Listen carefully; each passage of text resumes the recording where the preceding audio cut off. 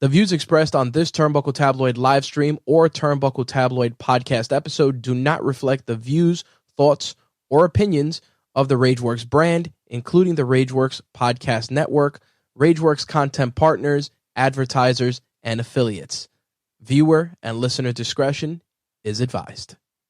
This is Devontae, and you're listening to Turnbuckle Radio. One more time, and it's a Turnbuckle Tabloid.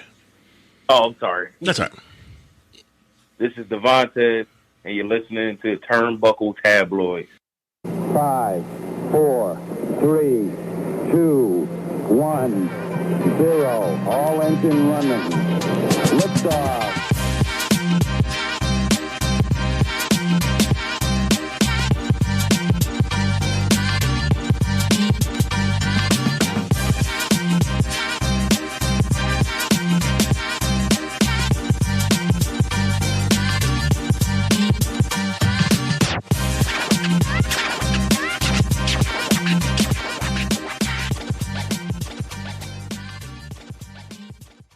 Hi, this is the Reverend Bob Levy, and you're listening to Turnbuckle Tabloid. Yeah. Give me that fucking mic! Turnbuckle Tabloid, cutting a promo.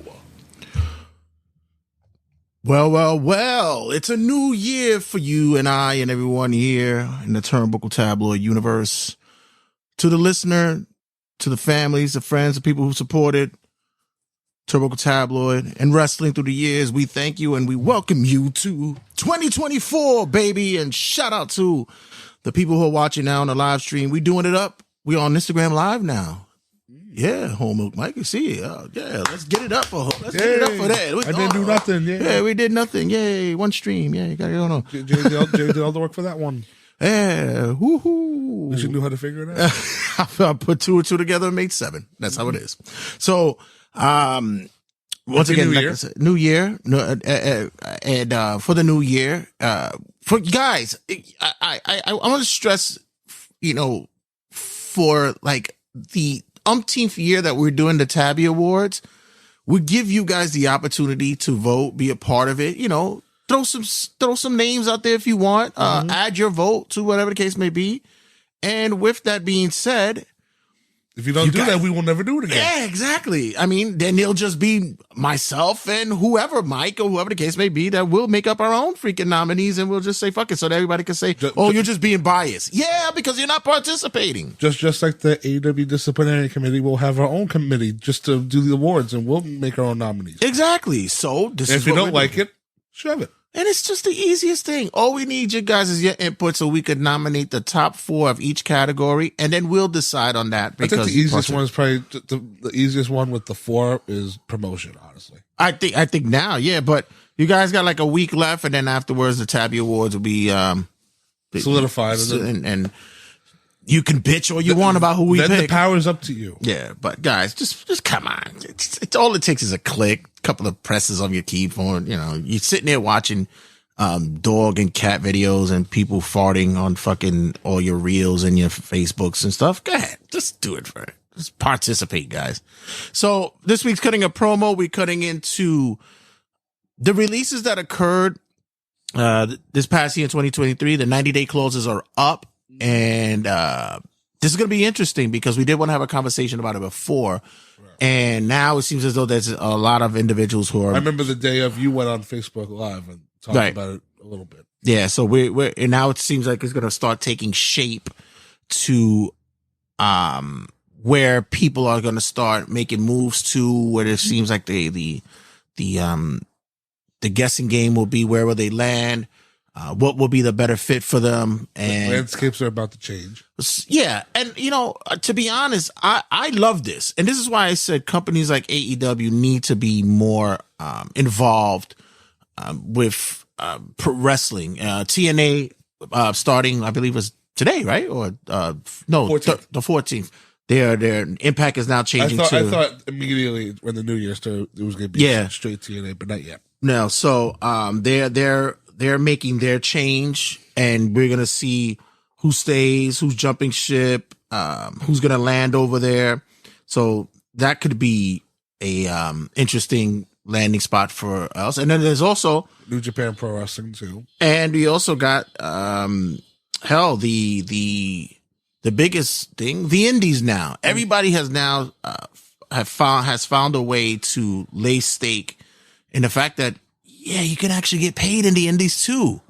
Shout out to a couple of wrestlers such as Cardona and Ricochet who did that beforehand. AJ, Cody, they actually got a little money. Let's be real here. I think that if you may disagree with me on this, but I think a decade ago it was probably shamed upon to be like, "Oh, I want to go to the indies." Right. Because it was like how fucking that just means you're willing to just get a hot dog and a handshake. Meanwhile, a lot of people that have been gone from WWE make a shit ton of money on the indies right now. Yeah, I mean, shit.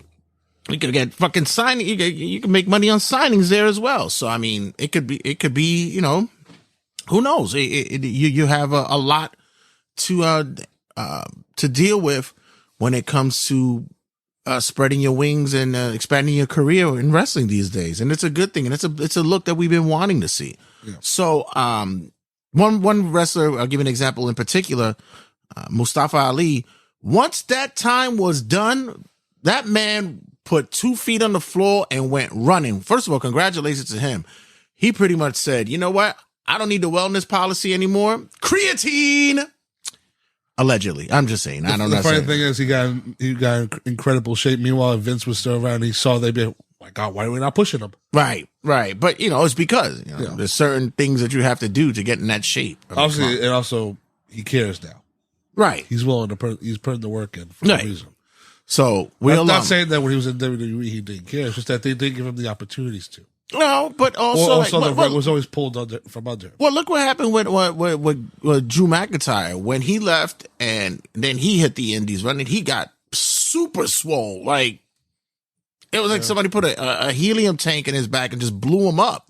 So he too has like these guys who are knowing that they could go on the Indies and do a little extra special things, that they could do some little tricks. So why not? About, brother? What you mean? What I'm talking about? Come on. So natural. Top Dollar showed up. He's going to be showing up at he showed up at a GCW. He's doing something. Yeah, about that. I mean, you know what?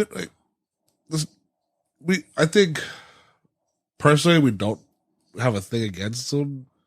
No. It's just that there was really nothing there that really appealed to us. Yeah, it was I'll speak for myself. Like Top Dollar was flop dollar a lot of the times at WWE. Hey, but you heard the story where he said that if it wasn't for that incident occur, he wouldn't have went to the doctor to find out that he was balancing on fucking high levels of diabetes. Yeah. So I mean, good for him. At least I'll say for him, the Indies will treat him well, and he'll embrace the Indies.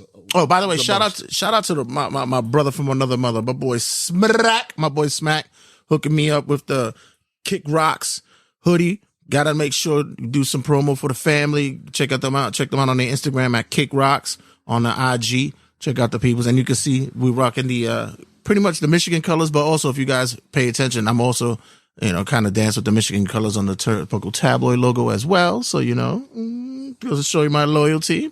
Michigan had a good game. Oh boy, you don't even know. I was at and I don't follow college football, but I saw the highlights. I was so I wanted to change to Raw so bad, but I was like, nah, I gotta watch this game. I have to. I'm one of those that thinks if I watch the game, I'm bringing bad luck to the team. What was happening on Raw at the same time? Huh? What was happening on Raw? At the time? By the time they were going into OT, it was Rhea Ripley versus Nia Jax. Or you mean Ivy Nile? Sorry, Rhea Ripley. Sorry, it's Becky Lynch and the opener. The opener. It was Becky and Nia Jax. Sorry, it's Becky Lynch and Nia Jax. So yeah, and I was it was actually a good match though. I ended up watching it later on. Yeah, but I even admitted on the thread. Yeah. Yeah. So but back to Top Dollar. Yeah. Back to the free agents. My thought is everybody believes that the automatic is going to be AEW, and I'm like, no, not everybody's going to fit there. Not everybody's going to land there. Not everybody's going to have the opportunity to progress and grow there.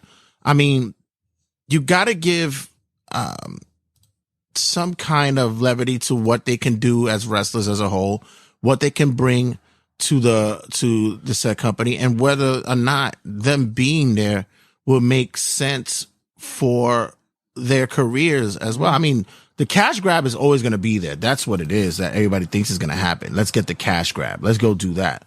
But in all honesty, you know, we've seen a lot of individuals who's gone there and they floundered. Or still floundering. Right. So shout out to Keith Lee. His name will be brought up again later. Yeah. So for me, did you also know? Did you see what the Maximum Male models? They actually appeared at Indy before their 90-day was up. Right. They showed up at TPW. Okay. But were they on the main rosters contracts or yeah. Okay. So well, you know, I think at some point in time they'll be like Mansoor still Mansoor, and then Diomad. I think he changed it to like Mansoir or something like that. It's I think it's back to Mansoor. Or Mansoor, okay. Because I was thinking like because they changed it to Mansoir. Right. So I think that maybe another team that's solid. I think at this time there's a little lax because they're like nobody gives a fuck about them. Nobody cares. You know what? They're very entertaining. I do listen to some of their clips where they talk about their run. Right.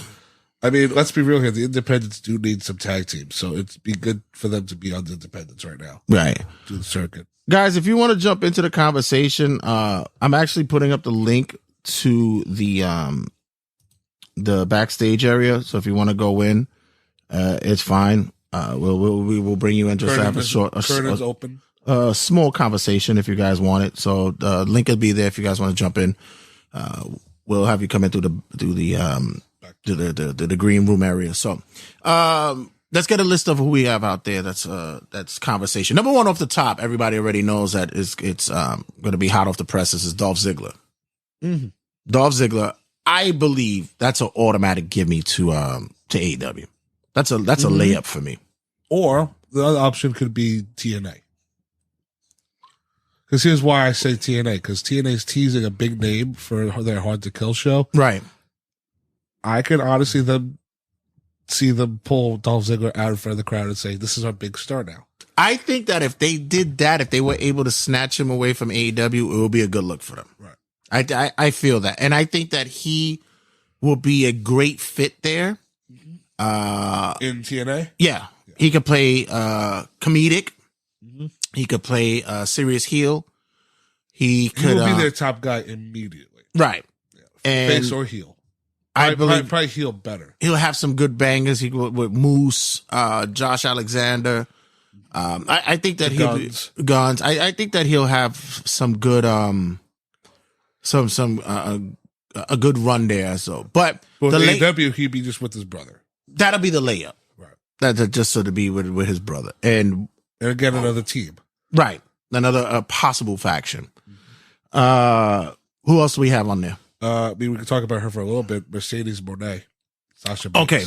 So I was on the Chokeslam Wrestling Report with Henry. Shout out to Henry. We were chopping it up a couple of days ago, and we spoke about Moné. And for me, if the conversations and rumors are true about the contract negotiations that were going down between she and WWE about her asking price, to me, I think it's ludicrous. I think she was doing too much. Before I go into it more, what's your thoughts about it? I mean, she is talented, but if the money is right, I mean,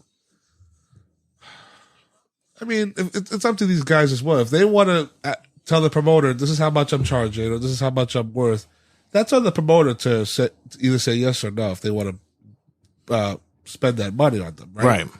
As a fan, we can look at that and be like, oh, like that person doesn't deserve it or not. Like it's the same thing in sports. Like that person doesn't deserve that contract. Meanwhile, they earned it for a specific reason. Keep talking. I'm gonna fix it, my guy. But when it comes to wrestlers, I think it's pretty much the same thing. You take a chance on yourself. You say, I'm worth this amount of money or not. And it's on the promoter to book them. Now, you were talking about Sasha Banks, Mercedes Moné. Her deal, she wants more than Charlotte Flair apparently got, which was, I think, 6 figures. Right? Like Charlotte had the highest contract out of the females. Right. So, does she deserve it? Maybe. I mean, if it'd be the same amount, I don't think one specifically higher or worth more than one or the other, in my opinion. My problem with it was, regardless of the circumstance that the reason why they did what they did, her and Naomi left. They walked away. You were unhappy with the booking. You were unhappy with how you guys were looking with the tag titles. Okay. But at the same time, you left. Right. And you walked away from Buddy. Right. Now. You said, I hate this. I don't love this anymore. I'm out. Right. And I think that without having that in your wheelhouse to say, you know, I stayed loyal, that immediately knocks down your asking price. You know, you didn't make that move. Then you had once again. I mean, let's also be real with Sasha. She walked out with Naomi, but that was probably like the third time she probably walked out. Yeah, but the other thing is, remember, like after WrestleMania, like when her and Bayley lost the tag titles at WrestleMania, there's always a theme with these fucking belts too with Sasha, where it's like she has them, she then doesn't have them, and then she's like, "Fuck it, I'm walking out." It seems like a theme. And then fine, you know, I get it. She's good, but is she like $10 million good? I mean, the reported offer is 5 years, $25 million from AEW. 5 years, $25 million. Right. They can have her. Sure, yeah, they can have her. Because here's the thing: if I'm who else is asking for that money? You have to recoup that money. Nobody else, pretty much. Yeah, but who else? But I'm saying, who else is getting that money if they say that's it? 5 years for $25 million? The fuck? She's playing point guard for the fucking Knicks? Like, what the hell? Yeah, that's what I was saying before. Like with sports, it all depends on like the talent wise or like what they did to earn that contract. With wrestlers, it's all. The promoter gives them a number and then they give them a number back. I mean, if I was WWE, I would give her her big number contract, but only give her, say, 1 year. And say, if you last a year, we'll talk more about the contract extension. Shout out to our boy Louis Coyote who's checking in. I see you up there. If you click on the link that's on the top, we could get to see your name. You always got to make sure you click the link because it'll always come up as Facebook user when I'm reading. So I don't know who you guys are, but yeah, as he messaged, as he shows, it's like that's way too much. That's. I don't even think Punk was acting. I think Brock was getting $10 million a year, probably for like one match. No, but he was getting like I think when they did a breakdown, I think he was like asking for like between $8 and $10 million a year. Brock was getting, and you're telling me that you're a bigger draw than Brock Lesnar? I don't see it. But I also believe that she would help that division. Mm-hmm. She would shape it, but I mean, I think me and Henry have been on the same page with this for the last couple of months with Sasha, Mercedes Moné, whatever name you want to go by. That if she goes to AEW, yeah, it's a big name for the division, but what has Tony done to really convince someone like her to say, you know what, you come in and I'm putting the division around you? Because Tony is allergic to, let's be real here, allergic to booking women's matches. He books one for each show. I mean, at World's End, there was fucking 3 of them. That seems like a record. Yeah, that's what I said. It was like congratulations to the women. They both went women's titles were on the line. Yeah, it actually meant something. Right. And also with Sasha coming in, if she goes to AEW, you look at women like Jamie Hayter, Toni Storm, Chris Statlander, Willow Nightingale, who have been busting their asses to be the faces of the division, and then here comes this woman, and then it's like, there it goes.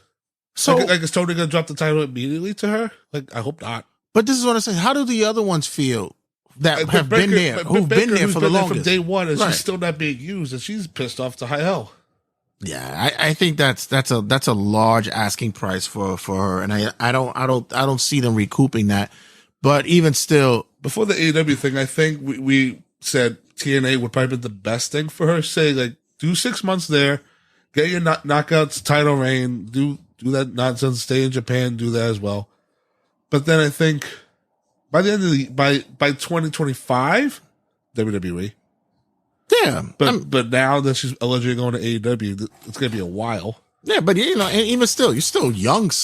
She's not even 30 yet. Yeah, so you're still young. The same that I could be said will lead us down to MJF. MJF Lost the belt. The finally. bidding war for 2024 is on. We knew that was going to happen, and he was going to drop the Bill of Worlds. And supposedly, a lot of people didn't think it was going to happen. I knew it was going to happen. It was. I know. I'm just saying. I knew that would happen. People were thinking, "Oh, he's going to beat Samoa Joe. Samoa Joe's not going to get the belt." Meanwhile, the booking didn't help. I would say it was needed though, because if nobody's reading the internet, this guy is fucking hurt. Yeah, he's beat up, and he needs to go away. He's been overused, oversaturated. He needs to go away for a good while now. Oh, got somebody coming in through the back door. Let's get one in. Louis Coyote, what's going on, brother? Yo, what's happening, brother? What's going on? What they have you in the pits of the MTA hell down there? Yeah, why not, man? No. Why not? Working on this 2-line, trying to get you guys to working back. Oh, Wow. I'm hoping that you're able to get some reception down there. I see it slowly but surely. You guys are making Wi-Fi happen down there. Yeah, a little something. I figure I had a couple of minutes. Let me just pop up, say hello before I get back on my train and head uptown. All right. So, Louis, who's the hottest free agent right now that you can see that's moving around? We were just talking about MJF. There's a possibility that the contracts are possibly already signed, already documented. He's already going to stay in AEW. But if not, who else do you see out there as a hot free agent? In your opinion? Well, I mean, with the situation that happened with the whole double thing, which was probably one of the best things that AEW has done. I gotta say, if it's not MGF, I gotta say Sasha. Just her name popping up.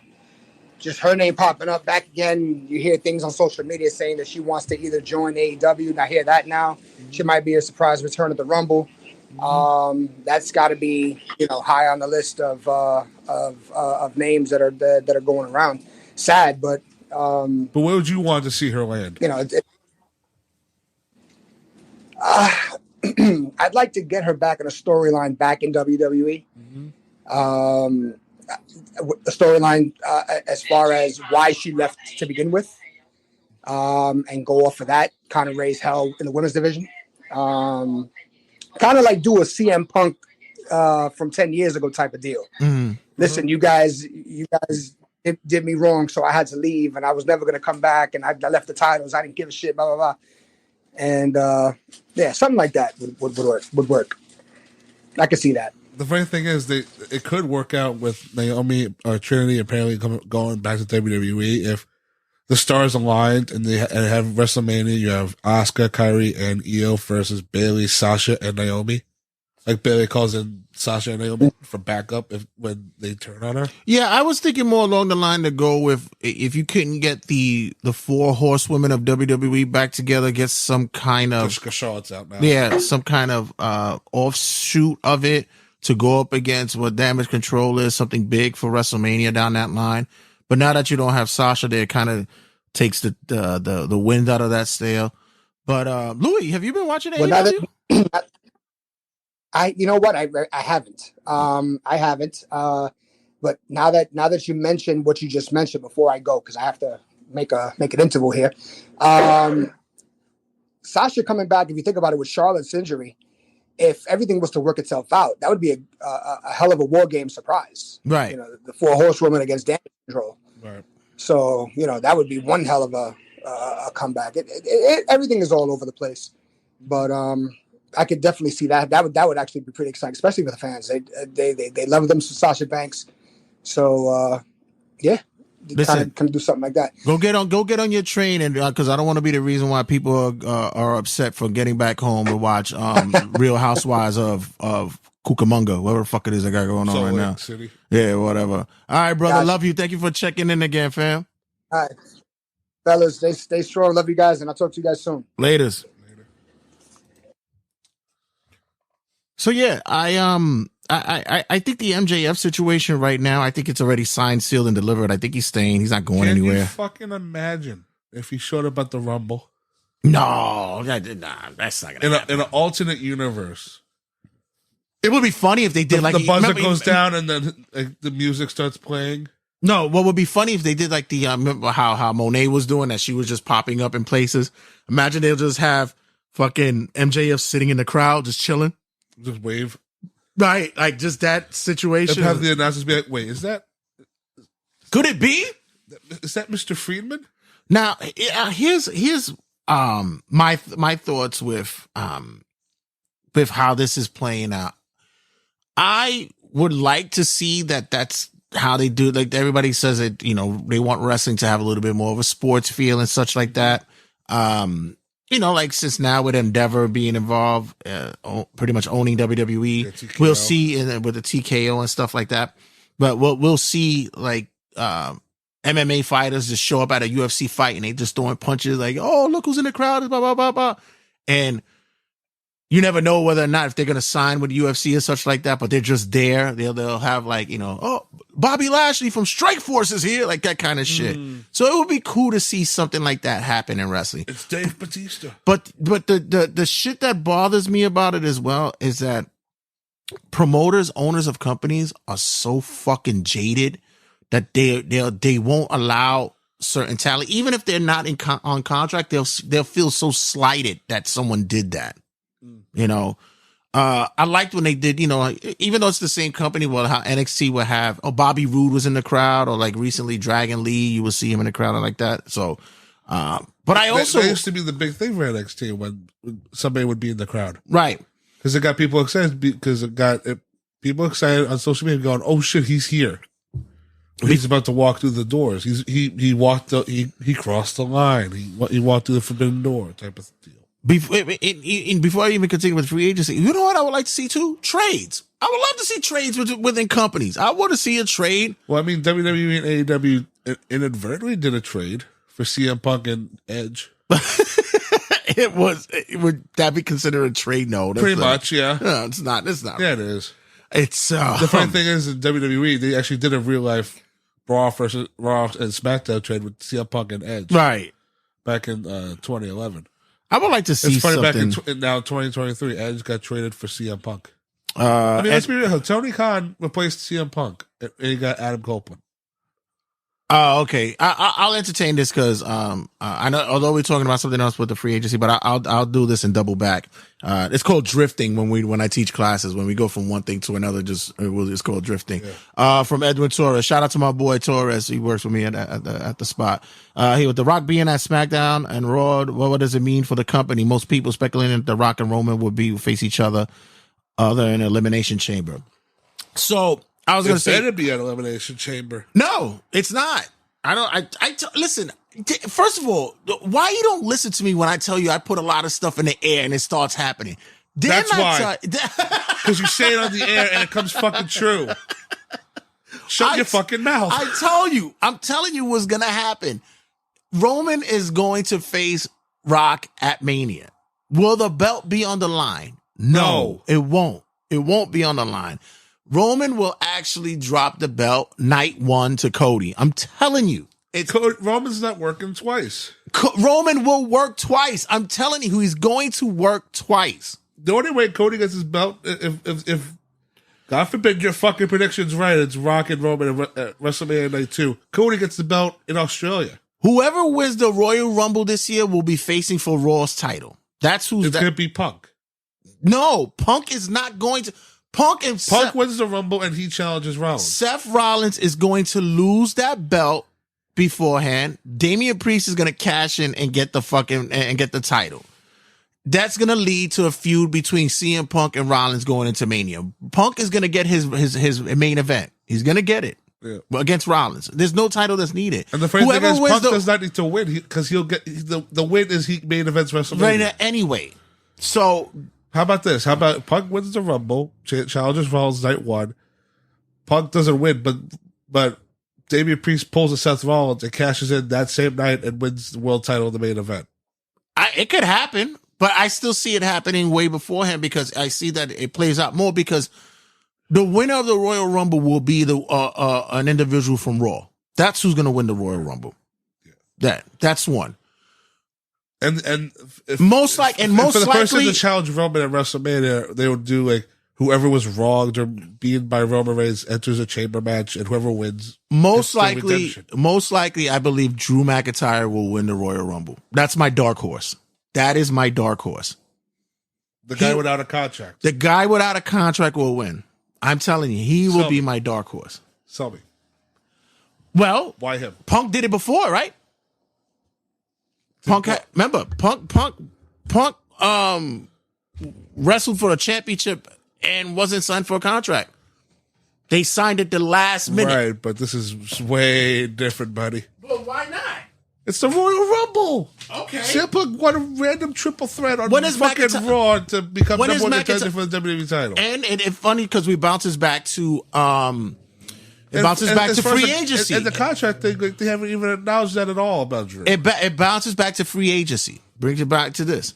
I believe Drew will not go anywhere and he's going to stay in WWE. Agreed. So what makes it even better to give him the incentive to have his WrestleMania moment? Damian Priest cashes in soon, wins that title, carries it over, builds dissension between he and the Judgment Day. That occurs. Drew McIntyre ends up winning the Royal Rumble. He faces off against the champion, which I believe is going to be Priest, and Drew wins at Mania the belt.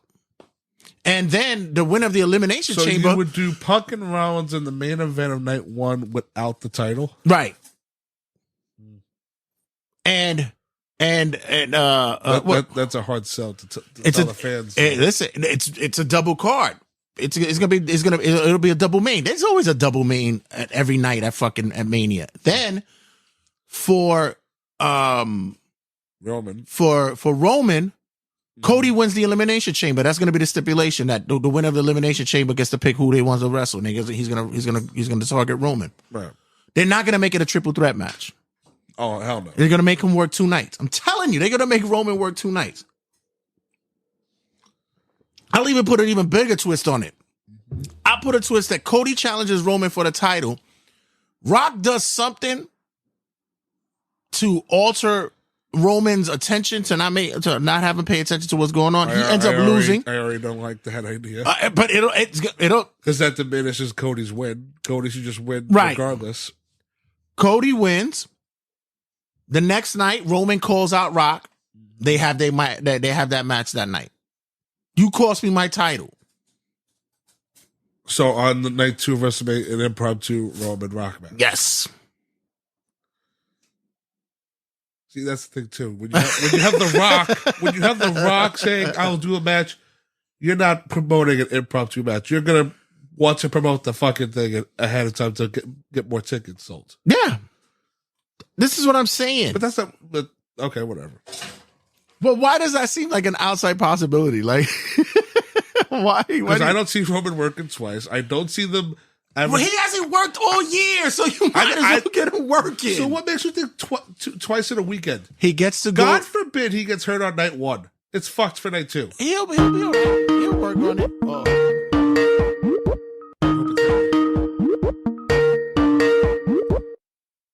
Turnbuckle Tabloid, who this? I know who this is. I think you know who it is. Oh, my brother. Why didn't you come in through StreamYard? Huh? Why ain't you coming through StreamYard? Oh, bro, I don't even know what's going on my phone. I'm not even gonna hold you on that one. I need to upgrade. I definitely need to upgrade. Okay. So first off, I would like to say it's good to hear your beautiful voice. Let me say that. Happy 2024. You Josie's boy in the building, ladies and gentlemen. What's going on, guys? Mike, what's going on, my brother? Happy New Year. Happy New Year. It's been a long time, man. I'm not sure if the audio is going over through here because it's on Skype, but that's all right. Don't worry about it. Anybody else who's not getting it, don't worry. Just listen to it on the podcast. Just download, subscribe, be a part of the vibe. You already know. So, that's it. Real quick, I do want to make a comment on what Mike is skeptical about. Punk and Rollins don't need a title to have a match. The best talkers will sell you on anything. Those are 2 of the best talkers in the game. Right. True, very much so. That's it. They're top 10. They don't need a belt. Right. Of course, you know, Mr. Levesque, he's great with what he does at his job. Obviously, he takes it very seriously because he's a story-driven person. Mr. Levesque. For me, it makes sense to have, like, to not waste time because the writer's strike is done. Hollywood's back up and running. I don't know what Rock has going on, but it makes sense to be in Australia with at the Chamber with Rock and Roman, simply because it's a big stadium. There are over 100,000. Bro, it's a big stadium, just as big as whatever they're gonna do WrestleMania. But there are over 100,000 Samoans in Australia. Like I could see WWE contacting All Black to come to do the haka dance right before their match. That is true. I kid you not, bro. I can see that happening. That is true. And you know they want to be more international, so it just kind of makes sense to get those race relations going. You feel me? Right. But I do agree with you. I don't think that I don't think that Drew McIntyre is going anywhere. That's not happening. He's not leaving. They've been too good to him, you know. And yeah, I don't see him going anywhere. I know a lot of people are disappointed and are afraid for Cody.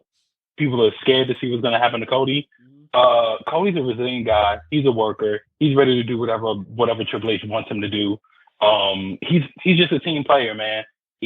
I don't see him really getting slighted in any way. If anything, I do believe that they're going to take Roman all the way to Hogan's record. Now, I'm glad you brought that up, because people are noticing that title isn't the same title. The one that is be more correlated to the Hogan title will be the one that Rollins has.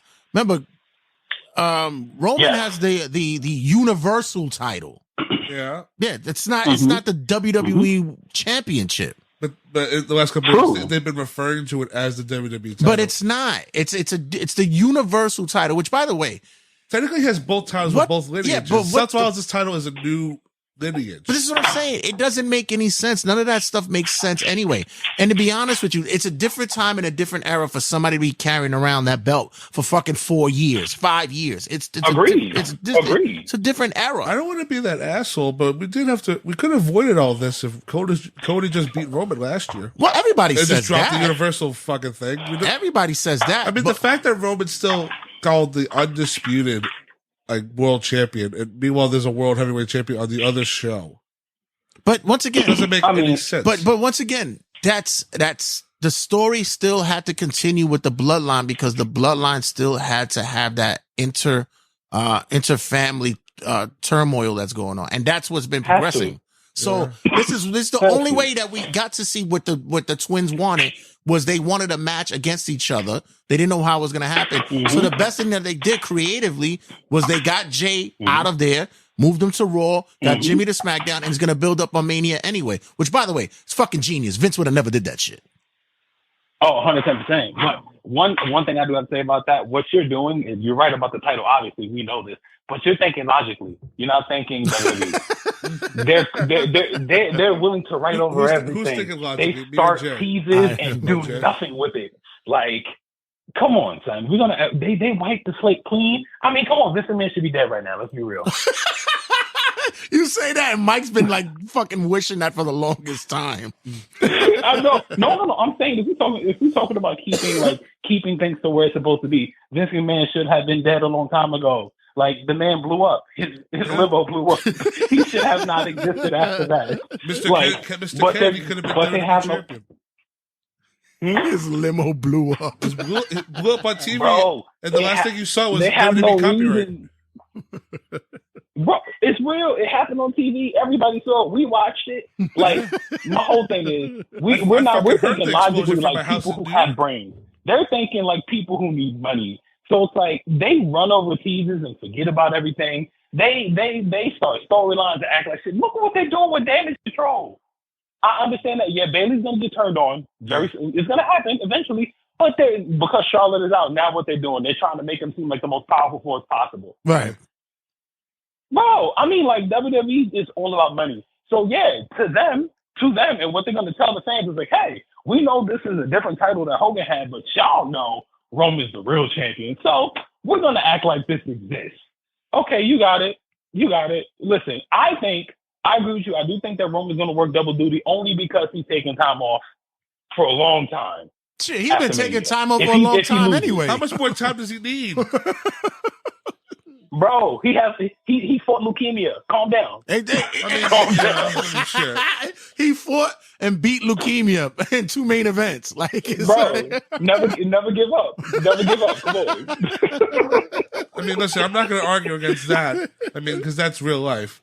But I mean, I do think that this, like, once Roman drops the titles, this full-time stuff is not, like, technically, this is his last full-time run. It's not going to happen anymore. He's going to be part-time, like Brock, and he's going to be in part-time. No, what's going to happen the next time we see him will be for SummerSlam. After Roman loses both nights, because it's going you know what?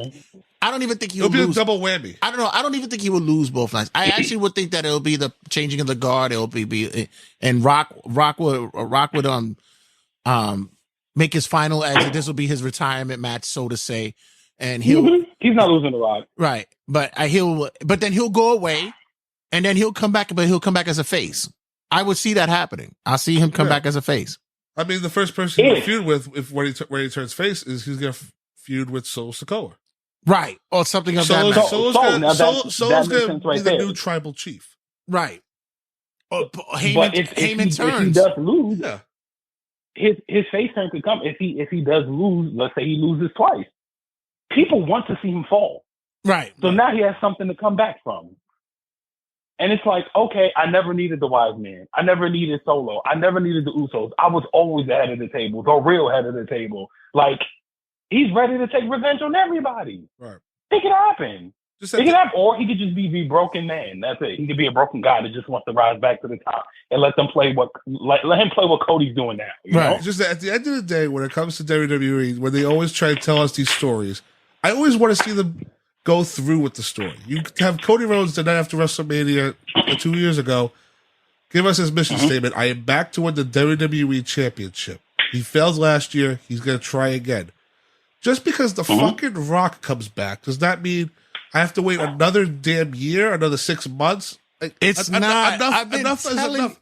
I've been telling you guys for the longest time. Stop delaying the stories and finish it off. This was already in the cards. Because if I have to hear Cody Rhodes come out next week and say, what are you going to talk about? I have my story to finish. I wanted Rock and Roman last year. It wasn't going to happen because apparently he wasn't ring shape ready. But yeah, he was body slamming motherfuckers in movies and shit before that. Any case. What a fucking lie. No, real talk. He did not look good taking down Jinder. I'm not even going to hold you on that one. He fucking Jinder Mahal. Shit, but he looked.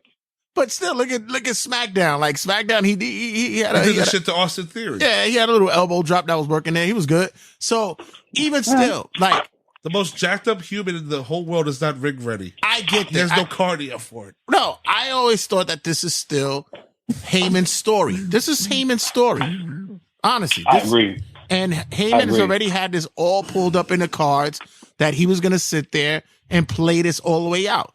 Listen, after WrestleMania, they were talking about we was only in the third inning. So now we're at the seventh.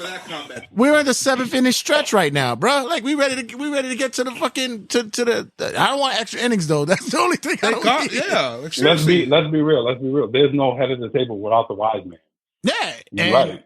He does everything. Yeah. So, but at a certain point, like, enough is enough with him doing the creepy smile saying "Call Roman Reigns." Like enough of that. I don't need that every week. Also, the amount of Mike, you want to know something? Yes. If WWE was a dick, The Rock is Viagra. They're always going to come back to it.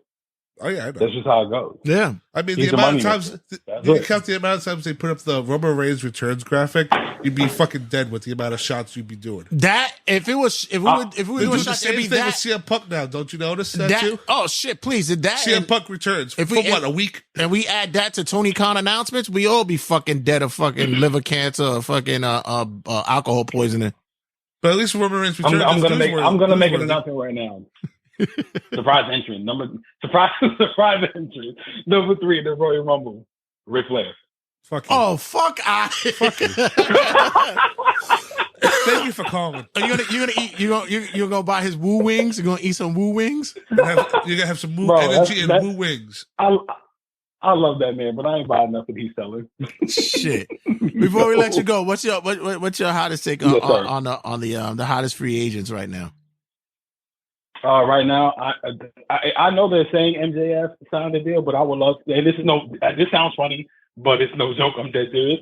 now that WWE has been sold, I would love to see MJF come to WWE and Triple H find some way to broker a deal with Burberry. So they can sell scarves. You get the Burberry deal. Wholeheartedly mean it.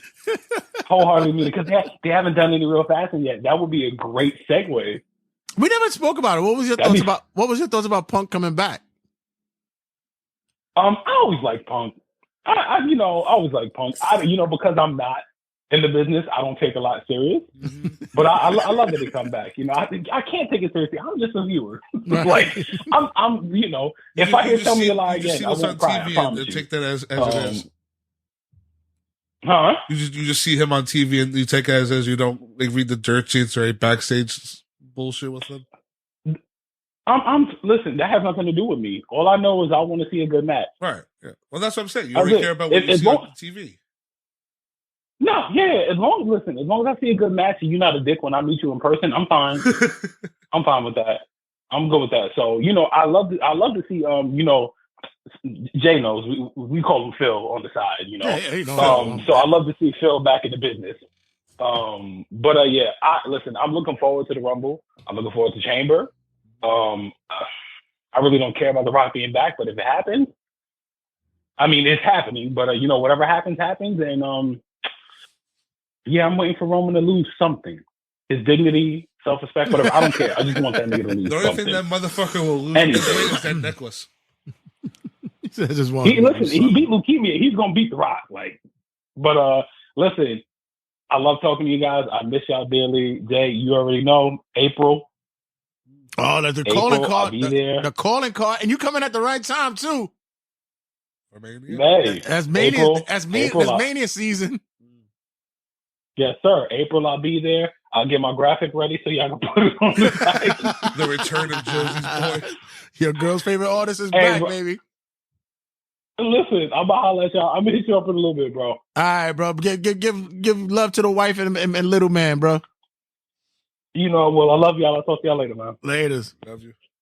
All right. So also, what? He agreed with you. Who else we have on the free agency market that's there?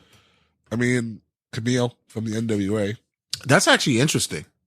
I actually like her. Yeah.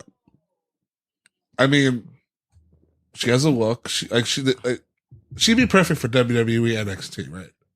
But they got Ivy. You think you put her and Ivy in the same category of I wouldn't, woman? But they would. They would do that. I don't know. I think they kind of like Ivy too. She had a good showing against Rio last night. And let me tell you, that woman is strong. Yeah, this is what I'm saying. Like, that's what I'm saying. I think you could put there's videos of her on Instagram, on Julius Creed's shoulders, and she's bench pressing like upside down, or some random ass shit. Who else is out there? I would take Camille. And I would throw her to TNA. Yeah, I think TNA would benefit from her. I think TNA needs somebody for their women's division. Deonna Purrazzo. Oh, I'm kind of shocked by this. I thought TNA would have locked her in already. Right. I feel like she's staying. She would stay. I think she would stay too, but I feel I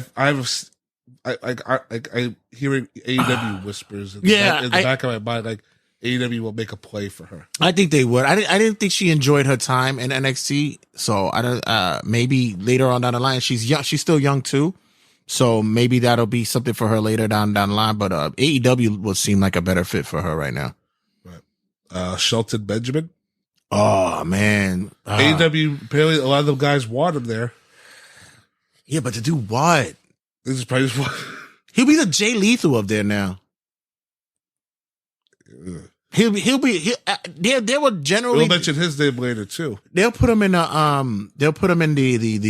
Ring of Honor fucking section. Like he'll be there. That's not a bad thing. I mean, that's what he used to wrestle there before, but now it's like it's a bad thing because you're not going to see him. I mean, I feel the guys in AEW want him because he's a good worker and they want to wrestle him and be in the ring with him. I think that's the main thing they want. But also too is he's such a WWE molded guy that if he goes there, he's gonna want to do.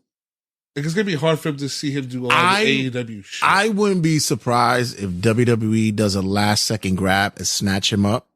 Probably, I would say as a coach too. Yeah, that's the one thing I say, that they do a last second grab and snatch him up. He'll be like a entrant in the Royal Rumble. I mean, shit, remember they did that with Samoa Joe? Right. Vince fired him and then Triple H brought him right back. Which I was telling Henry, I said, right now, Joe got the belt. I think right now that's just going to be a paperweight for him for now. I really don't think he cares about it. I don't think he gives a shit about carrying that title. I feel he has it until Swerve gets it.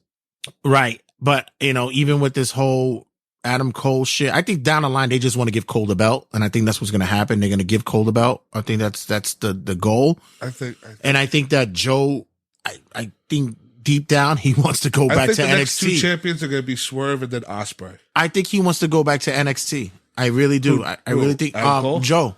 Oh, Joe. Yeah, I think he wants to work with Regal again. I think he wants to go back, work with the young up and comers there. I think he'll be the next available free agent. I don't think he's up until 2025. Right. But I think when who somebody from AEW I think wants to go to NXT? Ricky Starks. Hey, listen, I wouldn't be surprised with that either. Him and Cody are talking every day. They're best friends. That's the other thing too that people tend to forget. That Cody pipeline could be strong, man. You get some talent over there. I mean, speaking of the Cody pipeline, Sean Spears. Sean is going to flourish. He can be perfect for TNA too. He is going to flourish. TNA is like a Canada base, and that's where he's from. Yeah, so it would work perfectly for him there. But I think he's going to flourish in the Indies right now. But I think once Ricky drops these tag belts and whatever his contract is up at the end of the year, he will jump. He's going to be the next AEW star to jump to NXT. Yeah, I think right now with it would make it makes sense. I mean, look at Brian Pillman Jr. He's doing way better than he did in AEW. I swear to you, I didn't even. Sometimes I don't even recognize him. Like I didn't even the facial hair and just the look. Period. I'm like, I do question the booking though of him. They put him in the breakout tournament and he didn't win. Right. I thought that'd be a lock, but I don't think he needs it though. Yeah. Yeah, I don't think he needs it. I thought it's also a good thing that I think at first when they did put him in it, because a lot of these guys are newer, like these are like a college athlete, right? Class guys. I think Sean Spears will flourish as an indie star. He might be a good look for TNA. Yeah. He's gonna be an outlaw in 2 months. Yeah, for New York. Yeah, don't be surprised he pops up at HOG soon. So wouldn't be surprised at that. Hopefully, we get to sit and talk with him. Yeah, and pick his mind a little bit. Right. Anyone else? Elijah, formerly known as Elias. You know what? I will give credit to a lot of these guys. He could work. I will give credit to your Mustafa Ali's, your Elijah's, your EC3s. That before you get released, you have like video ideas planned for your promo. Like again, like another solid promo video, like Elijah, like he buries Elias and Elijah is born. I do like the name though. It does fit. He's going to NWA. That's right. I was going to say TNA, but you say NWA. It fits. Yeah, he's going to NWA. Billy Corgan. The funny thing is, Elijah will wear that NWA title playing with the Smashing Pumpkins on tour. Yeah, doesn't matter.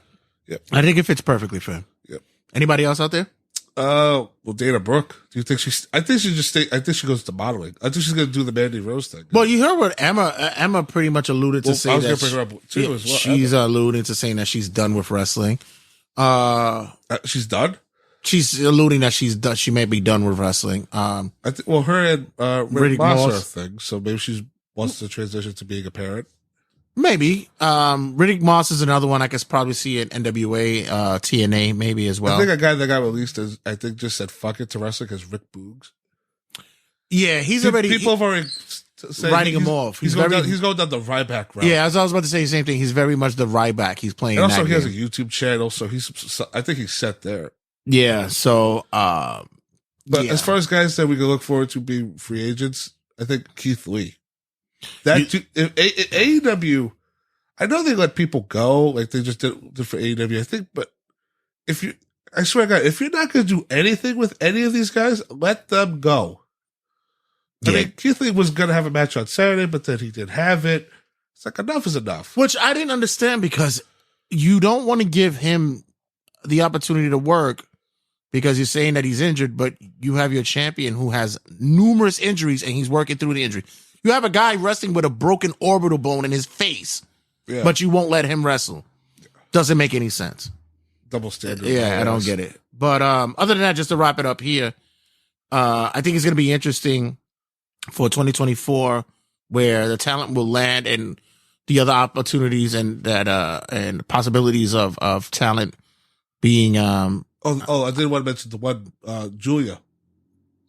I think she'll finish. Let her finish up and start, and then I think WWE is the ultimate destination. You know what's funny, because I don't know much about her. I just probably seen clips of matches with her, and from what I saw, I think she's a good wrestler. I've never really seen her go a full match, so she's one that I can't really have opinion about it. But wherever she goes, they better fucking take care of her, because if that's the real bidding war for 2024, they better fucking, when they snatch her up, they better do right by her. So let me ask you this as we wrap up the segment. Which company do you see is going to benefit the most from getting free agents? If you want, let's say that the top three. TNA. I really think they do. I think so. It would be TNA, WWE. Well, you think about AEW? it. They spoke. TNA said that they have money banked up. That they have they're prepared to give Punk the fucking truckload. Right, and there was even talks of possibly giving Sasha it as well, or Naomi Monet, whatever fucking name is. They ready to give it to her as well. But for like a Monet to go TNA, it's like, why would she go there when you're not gonna be seen? You want to be seen. Yeah. Your best opportunity to be seen is in AEW. But with that, if you have a stacked deck of individuals who have talent, who have the appeal, like I said, if a Dolph goes there, or if who else did we mention to go over there? Or let's say Sean Spears or something like that. Mustafa Ali at the beginning, but I do think TNA would be a perfect spot for him. Him in that X Division title. Yeah, with the X Division world champion. So like that would fit. I think TNA benefits more than, because right now WWE's already stacked. They got a lot going on their end. The only place that they're going to take a lot of their people's at is at NXT. Yeah. And AEW is overly stacked, and they're not doing anything with anyone that they've loaded up with. Vince actually played the right card by fucking opening the door. Miro wants to leave. Like, Andrade's already done. He's leaving. He's gone. So he's going to be WWE bound. Right. Now. So he will probably be a Rumble surprise. I'll probably be there on SmackDown. So you don't even know. Hell, he might even be on tonight. Yeah. So you don't even know. So, but that I think TNA is the one that comes out the winner here with the free agency market. And then, because at the end of the day, WWE, they do cut people, but when they bring people up from NXT, they do need to like fill in that gear. Yeah, listen. Because once Braun Breaker, your Tiffany Stratton, your Roxanne Perez's go up, you need to fill those spots. Right. So, but yeah, that's going to wrap it up on this end, ladies and gentlemen. And guys who are watching on the live stream, thanks you guys for participating. Thanks for partaking. Much more to the podcast when you download and subscribe and be a part of the vibe on the podcasting outlets. You get more of the show. We actually have more segments coming on, but you have to download that and be a part of the crew for you to listen to the rest of that. So guys, don't go anywhere. On the podcast ankle, stick around. We will return. And on the live streams, thanks again, guys, for partaking. Check you guys later. This is the absolute Chris Cage, and you are listening to Turnbuckle Tabloid.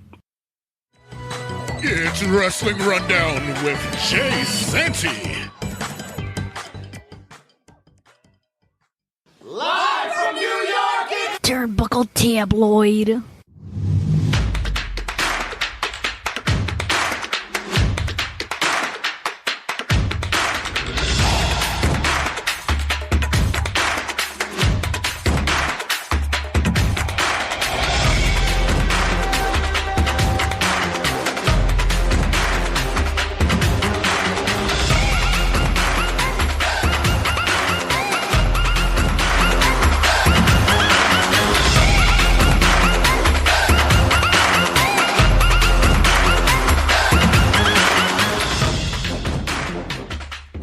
Another week of wrestling news in the books. And ladies and gentlemen, I must tell you, honestly, It's been interesting this week. There's a lot of interesting stuff kicking in for Newswire.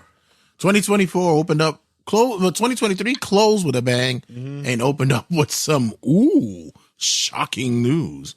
But as always, sitting in with our boy, Homework Mike for Wrestling Rundown. And hello. For our peoples, I'm the Norm McDonald of this segment, and you're listening to the Weekend Updates Wrestling Rundown. And I'm just here to give my unbiased opinion. Unbiased my ass. So, meanwhile, it's like my own opinion. Well, I guess I don't have to go too much in depth with it before, but we spoke about it earlier, was the Mercedes Moné asking price. I think if Tony Khan's ready to throw the house at her, fuck it. Take it, get your back. I'm not mad at her for asking for it. The only thing you can do is just ask and see who's going to give it to you. I still feel that there'll be a sucker that says yes. Yeah. Tony Khan is the sucker. I said that, with her departure and her trying to draw comparisons with, other talent that's on there. I think honestly that she might have been reaching when it came to WWE standards, and that's fine. That's part of business. You got to make that that call when it comes down to it. But for her, I think the talent is definitely there. She has put on a lot of great matches. I think it's just a lot of trust factors. Can you trust this woman? Sorry about that. I mean, am I wrong in saying that? Because like we talked about before, the segment before, that she has walked out like twice. Right. And that's the other thing, that just because she's not happy about whatever's going on. But that's the thing that companies have to understand that they're going to be dealing with when it comes to her. That as soon as she doesn't like something, she's going to take her ball and go home. Yeah. And there's individuals who've done that before. Stone Cold even talked about it when he had that issue when they wanted him to wrestle Brock on TV. And he was like, no. And he took his ball. And later on the line, he says, I regret doing that. That's not how you do business. Yeah. And, I should have thought differently about it. But, at this time, she's going for the asking price, then you know what? Hell, shit, go for it. And if Tony's going to pay for it, hey, fuck it. Yeah, bankrupt the company. Fuck it. Whatever. Next up, Goldberg was unhappy with Vince McMahon because he didn't get his retirement match that he asked for. He even called Vince a piece of shit.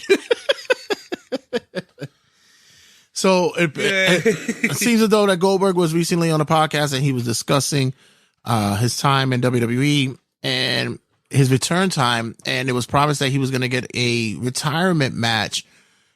And apparently Vince made the promise to do so and kept holding it off, and never was ready to cash in on it.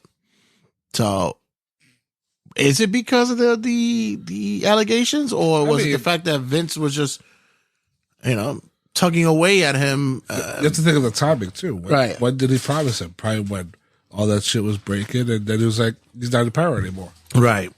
So, and we know Triple H, he didn't like Goldberg.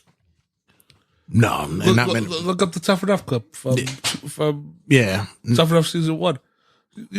Triple H will tell you, fuck Goldberg. Watch 2003 Raw. Triple H will show you. What do you fuck Goldberg. You think you're gonna get Goldberg matches out of here? But fuck off. But Jay can come on the show and say anything he wants.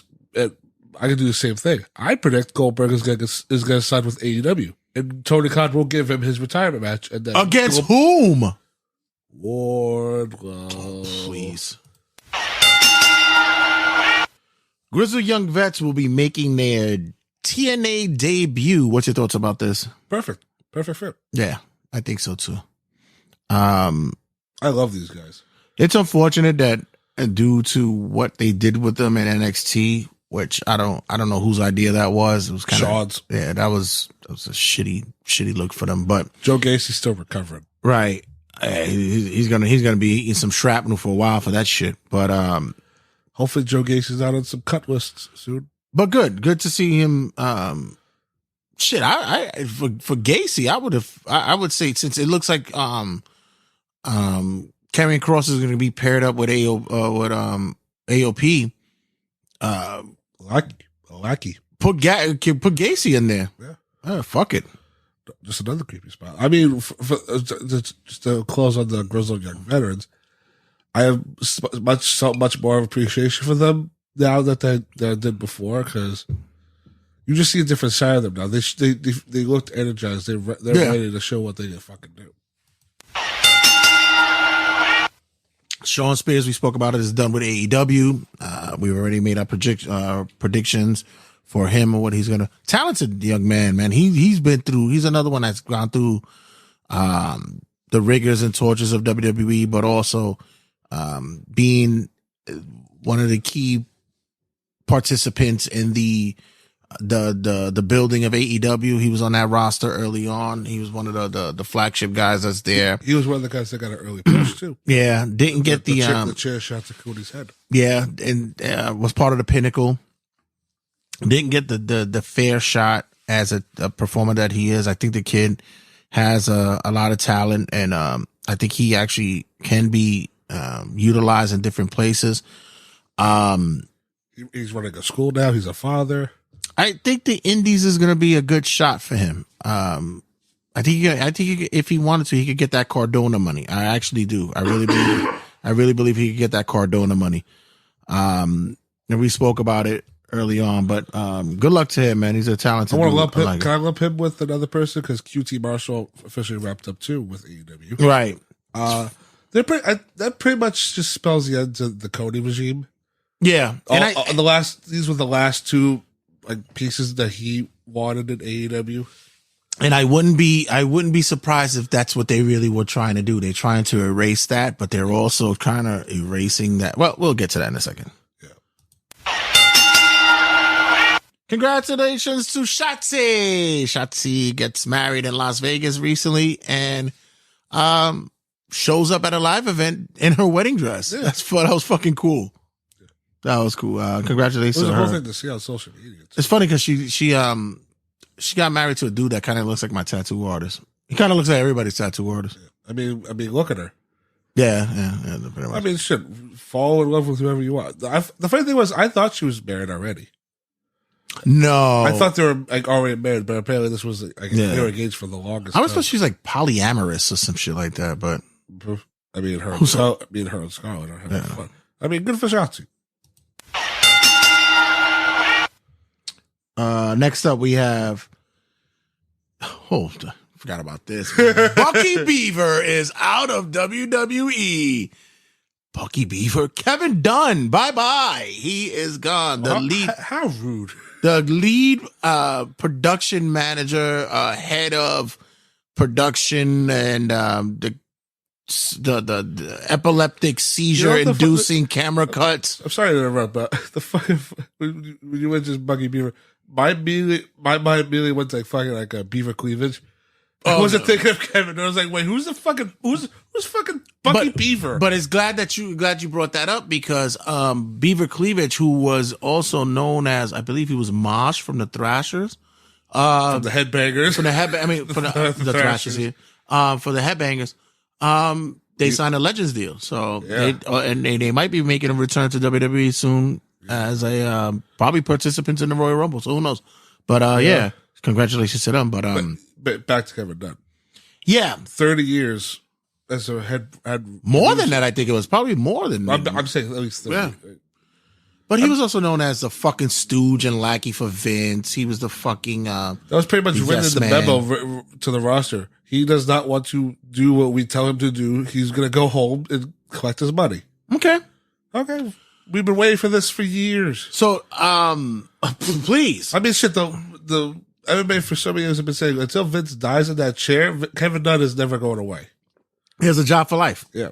But now Kevin Dunn does not want to take any older. Jay-Z made a reference to a certain rapper, and close friend of his named Memphis Bleak, and in one of his rhymes, he says, as long as I'm alive, Bleak is on for life. And that was going to be fucking Kevin Dunn. Yeah.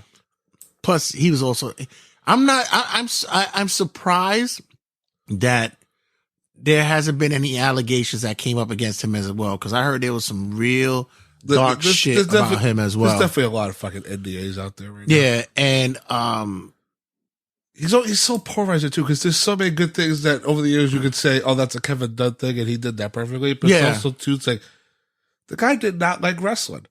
He said he was straightforward with that. Yeah. Jim Cornette says that every time. That fucker did not like wrestling. He refused to acknowledge it was wrestling or even say it was wrestling. But even so, it's like, that guy knew what the fuck to do behind the camera. That's what I'm saying. I don't.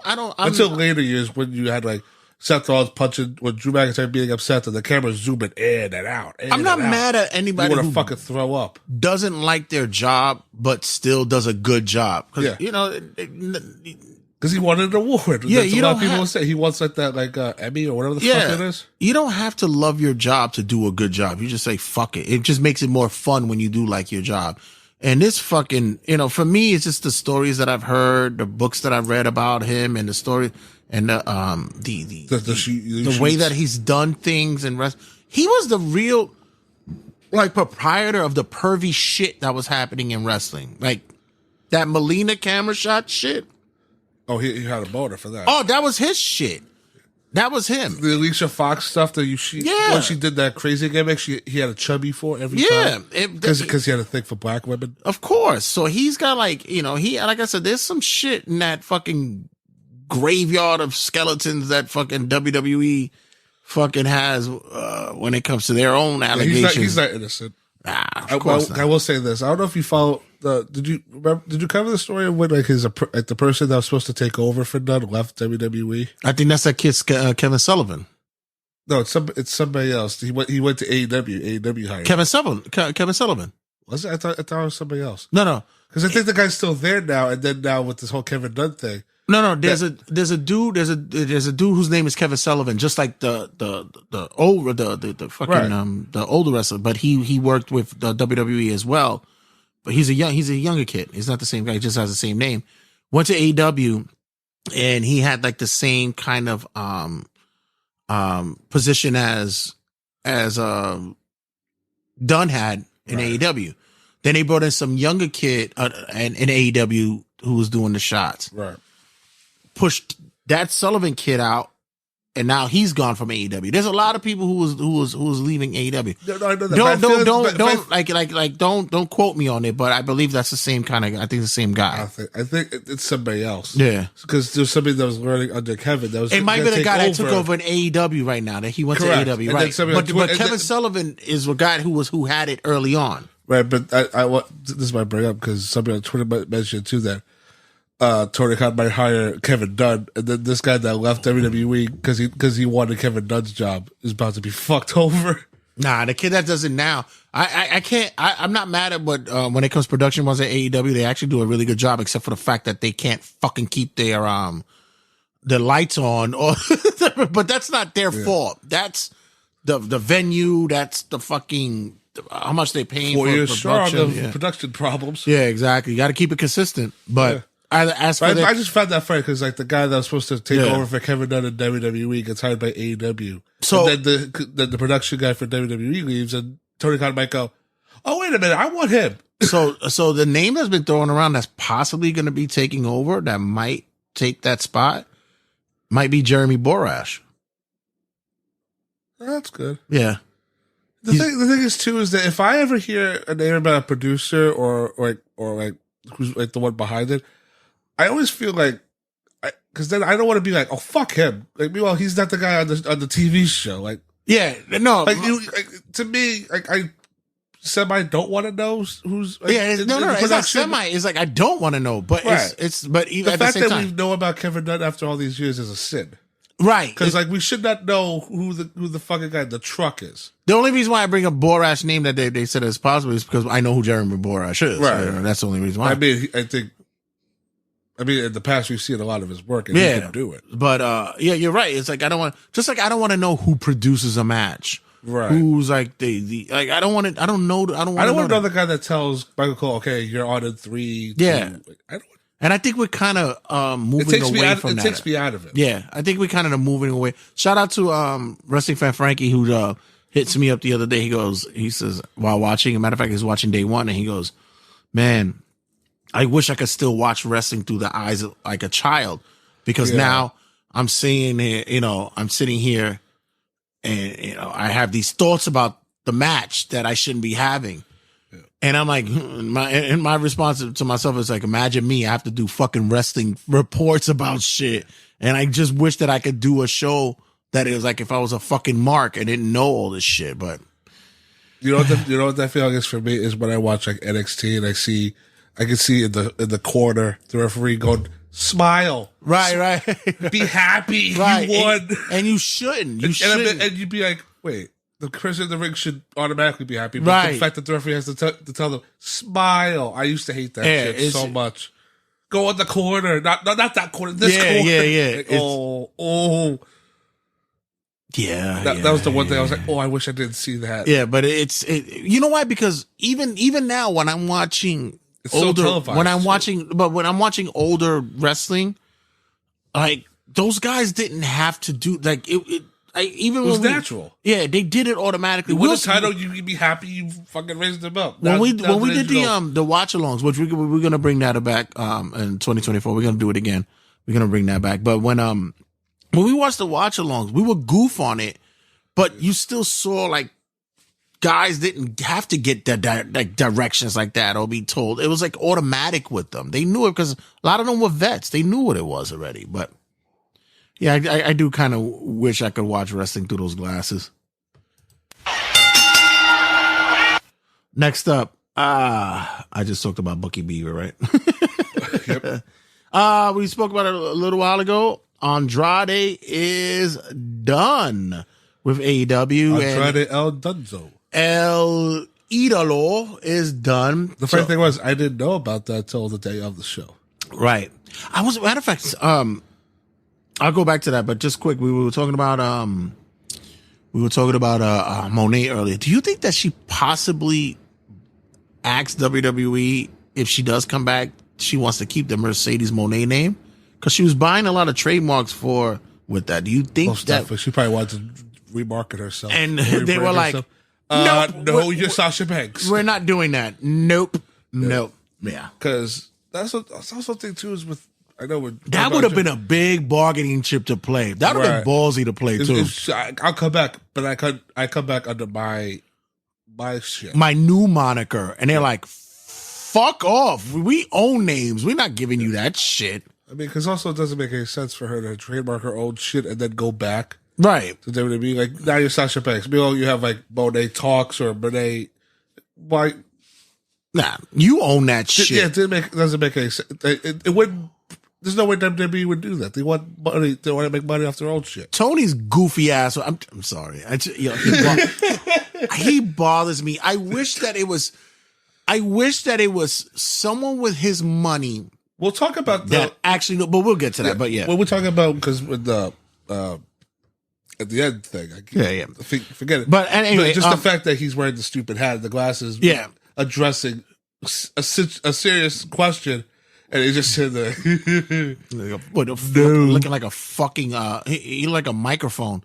He like he actually like he looks like this fucking thing I'm talking to. He like DJ Lance with for fucking Yo Gabba Gabba with that hat and shit. Don't you disrespect fucking DJ Lance.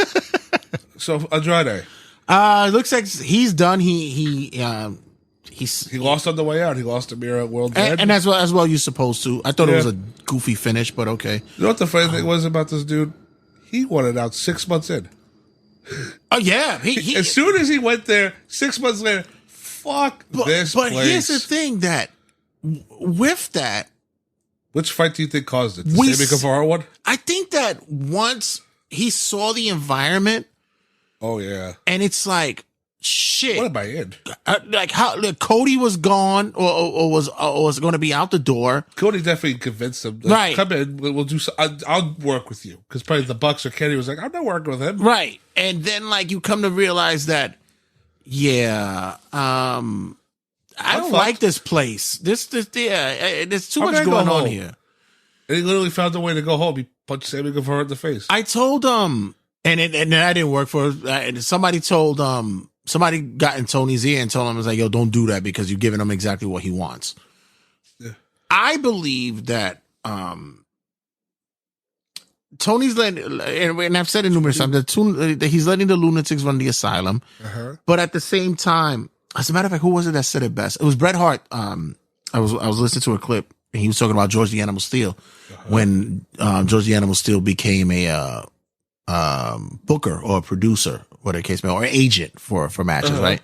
And he says he was the biggest dick I've ever met in wrestling. Wow. He says he's the biggest asshole. He says, it was like it's like the inmate was now given a job as a correction officer, as a prison employee.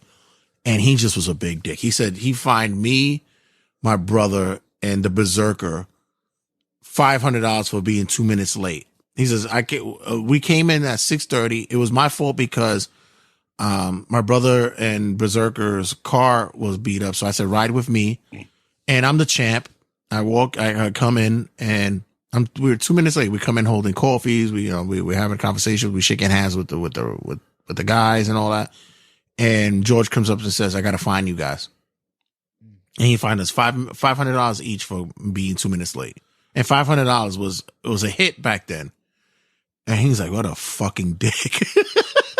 Meanwhile, he probably got told to tell them that from somebody else. Maybe not. Yeah. But at the same time, like, I mean, it's always hard. It's always hard when the boys become office. Yeah, but at the same time, listen, I've had managerial roles. I take that story with a grain of salt. Yeah, but I take managerial. I've had managerial roles. I've had supervisor roles like that, and you don't you find it weird when like you work with your boy and then you get a promotion? No, not really. Not really. You don't go to your big, hey guy, hey boy, just go. You have to go do this now. No, not really. They have to be their boss. No, not really. Because I go in, and they know I'm going in with the same way. I've never had an instance where it happens where they was like, oh, you let it go to your head. I work with people right now who are my peoples that, for years I've dealt with. I mean, hell, I have a 20-year friendship with somebody who works with me now. And when I worked with him before, I was under him. And now he works with me. He's working under me. I'm not a supervisor or anything, but I know the job. So if there's any directive or direction that fits to benefit us as a team or whatever, he's going to listen to me. So that's what all that matters. I've been in jobs where there's so many situations, like worse, like at supermarkets, where right. Where I was like a stock boy filling up the shelves. Like the cashier girls, like they're all nice and cool with you, but until they become office girls and become like more close to the managers, they become such bitches. Oh, but sometimes people allow power to get to their head. Yeah. But I think in when I was saying about the situation with AEW, I think with Andrade too, is just that like when you come until the Continental Classic, there was really nothing you could do for. But the grass isn't always greener, and it's because like you believe that. Let's be real, he wants to be with his wife. Wants to spend more time with Charlotte. He doesn't want to be with his father-in-law. The fact that too is like Mark hit me up too when I told him about Andrade, he goes, "So what the fuck is Ric Flair gonna do?" Because that could have been the one thing Flair was going to do. Right.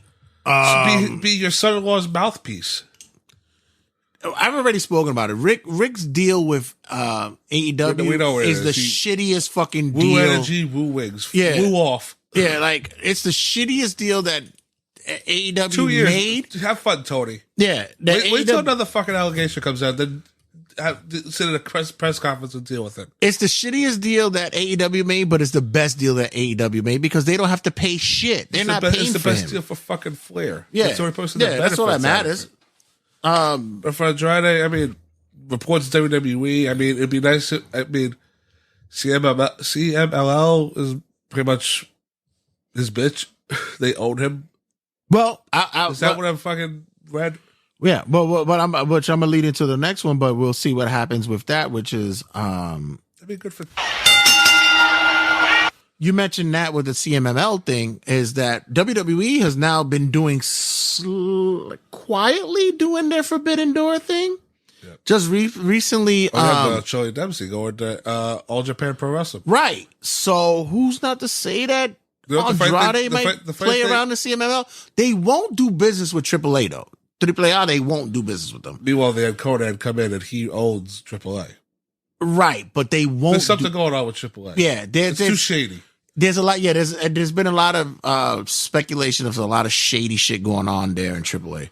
But it's funny with the All Japan clip because when the owner, I don't know his name, but he calls up the NXT representative. It's fucking Regal on the phone. Right. Yeah, the story of divorce. And it's also like people point out too, like who the fuck has like Nokia cell phones in Japan? Oh, that's big over there. Yeah, it's big. That shit is huge. Yeah.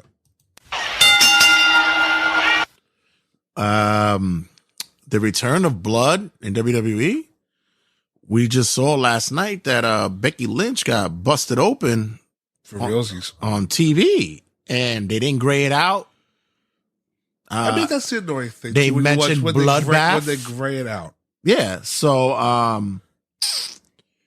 mean, the one match type I want WWE to bring back is First Blood, because remember when blood feuds would end with First Blood matches? Yes. Like, I mean, I'd like to have that come back, but I mean, last night too, we also had a fucking scary incident with Giovanni Vinci. Well, that's just the boo boo that happens there. That just missed. That's scary, tiny. Yeah. But also with like when it comes to blood, I think when there's too many happy accidents when it comes to blood, and then the referee has to put the gloves on, gotta stitch you up, gotta clean you up. I would think that if it's a First Blood match or a fucking TLC or anything that involves someone's gonna get hit with something, be gloved up already, bro. Just already have gloves on. Right. It you don't need to fucking glove. You get gloves because you know it's gonna. It might happen, might not. And even if you have the gloves on and it doesn't happen, hey, at least you were prepped. Yeah. I go into a situation at work, and if it's a crisis I got to deal with, I put my gloves on because you never know what could happen. I don't know if you remember, but TakeOver Dallas when they did Joe and Balor for the belt. Mm-hmm. I forget which one. I think Joe was bleeding. And the referee put the gloves on, had to stitch him up. And then you had Linda McMahon in the front row and Stephanie in the front row and everybody's chanting, fuck PG, fuck PG. And then you had Joe hear that and push the referee aside and say, I'm good, stop it. And the referee's like, no, I need to cover you up. Linda is in the front row, stop it. Yeah, because her ass was in the fucking senatorial fucking whatever. I mean, that was the worst case of happy accidents. But, please. But, I mean, and like I said, the commentators made the announcement the other day, which was, this is a bloodbath. And it's like, oh, okay. By the way, did you like the way that they opened up the show on Raw yesterday? I thought it was good. With Cole and Barrett on the mic, the crowd doing a rundown. Yeah, I thought that was cool. Yeah, the crowd died. Is Naomi returning to WWE? Would that be a hot free agent to pick up for them as well? I mean, shit. I mean, I will say her run and impact has been impressive. I will say that she has shown that she could do the work. Just that I know what's going to happen. She's going to go back to WWE. She's going to be the girl that does the Royal Rumble spots where she's standing on her, she's doing handstands, she's doing the athletic shit. And then she just does the dancing. That's all. But wouldn't it be cool if they didn't do that for her anymore? Right. I mean, remember when she turned heel and started doing those like aggressive promos? Yeah. Where, I'm not this nice black woman. I'm intense. I know I could be evil. Yeah, I think that's probably. I mean, the glow thing worked, but after 7 years of it, it's like enough is enough. Well, we want to see what would be the bounce back from that too, because we're still waiting for Jade Cargill to debut fully. Yeah, that's gonna be a while though. No, don't be surprised. I picture her throwing motherfuckers over out in Royal Rumble. She'll be a Royal Rumble spot, but I'm saying as far as Jade Cargill making her in-ring debut, it's probably gonna be after WrestleMania. I think it's gonna be before that. I think it's gonna be way before that. I think they're gonna put a. Hopefully in NXT first. Don't put her on the main roster. Nah, I would not be surprised if they put her on the fucking main roster. I mean, shit, with Charlotte's injury, they might just fucking escalate things or progress them. But for Naomi and I think that TNA already knows that they're gonna have they're gonna lose something there as well, which is fine. I don't know. I don't know how they would want to market her, but I would be the one that would want to bring her back as a heel, because right now I think Bianca is still borderline, but I think her face run is still over once she comes back. Yeah. And yeah, I don't see any, that's one of those signings that I don't see any problems with. I think it'd be all right if she came back. Jesus, what the hell is going on with Kota Ibushi? Jesus Christ. He's broken. 2 ankles. Wow. Mind you, a broken back and a broken neck he's still recovering from. And wants to fucking do, what was it that he did during the War Games match that he, not the War Games, the he did a back bump into thumbtacks for fun. The fuck are you doing, bro? Like this is the same dude. Wait, and hold on. Not even when the cameras were on. This is the same dude that in that Sega 8-man fucking thing. Yeah. Rode a bicycle around the fucking ring and then He got a bicycle. and then he got clothesline Blood and landed guts, on his sorry, neck. guys. Blood and guts, that's what it was. No, it was the Sega thing.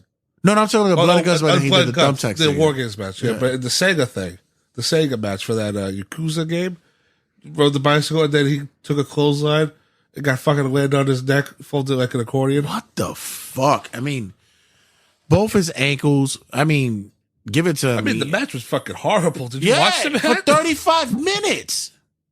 Jesus. 35 minutes. Wow. That is just like, bro. And then Tony Khan signed them before the new year. And I said, listen, he put on a lot of weight. It's like he put on a lot of excessive weight. He's eating. Yeah. 41 years old, huh? Yeah. And I can't take that I away. feel bad for him. I can't take that away from him because there's a lot of wrestlers who are older in their 40s and they're doing well. But Jesus, I mean, Christ, shit. bro. When you have a broken neck, a broken back, and 2 broken ankles, all you want to do is fucking eat.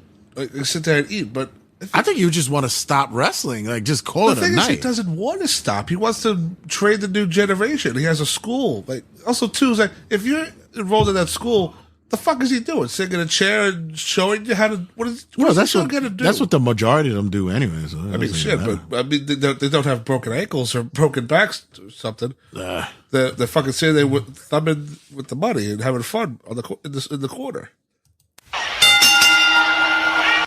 Velveteen Dream issues an apology. Oh, Happy New Year! Velveteen Dream goes timing, on. though. My resolution. Velveteen Dream issues an apology to the fans, to WWE. Did you buy it? And especially to Shawn Michaels and Triple H. Did I buy it? No. Did it come out sincere? Fuck off. I'm sorry, but I know sometimes down the line you want to give somebody a redemption story, and sometimes you want to make them feel as though not feel as though, but if they are remorseful of what they did, give them the opportunity to get back in the game. It doesn't feel like if you can't get booked on a fucking indie show, what makes you think WWE is going to want you? You've been an asshole. I mean, did he get booked initially? He got booked on a indie show that had like all the motherfucking sexual predators list. It was like David Starr was on that shit, Joey Ryan, all the motherfuckers was on there. He got blackballed out of all, like, as well as the rest of them. So, doesn't seem as though that I don't think he's going to make his way back anytime soon. I feel his life isn't together yet, which means you need more time, bro. Yeah, like, because I believe it was just last year when EC3 revealed that you were taking pictures of people taking a piss in the bathroom. Yeah. And I mean, it was never confirmed or denied. Don't. But That means it's like you think you're out of the woods, and then something comes right back out. And that's what's gonna happen. Let's be real here. The allegations were serious enough where WWE said enough. You're gone. And WWE put so much stock into this dude, and he was good. He was good. Yeah, the gimmick worked. Everything worked. He was a great worker. He was living the gimmick a little too much. And probably outside of that as well. Yeah. Anything else you have? You have anything on there? No. Nothing else. You're good. All right. So let's get to the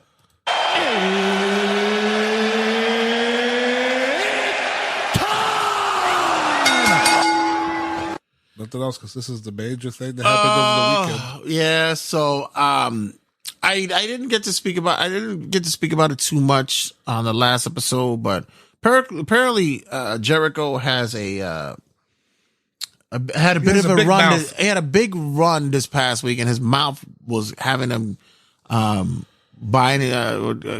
cashing in some checks that he couldn't afford.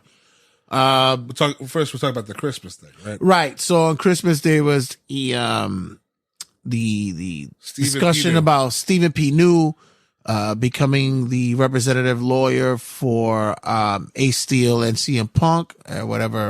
His wife, and the wife litigations that they're having, possibly against AEW with the brawl out, because she doesn't have an NDA on her. She could say whatever she wants. Right. It's just Ace Steel and right. Punk. So, and then Jericho responded with, "I was to paraphrase. I was there. I saw everything in the room. I know more than anybody else in that whole situation. I was there." Which I heard was bullshit because meanwhile, it's confirmed that you were in the fucking hallway, like 50 feet away from this, watching all this go down. Right. You weren't in the room though. Right. So, which I initially me and Henry were getting heated at this. I was like, not for nothing, Henry.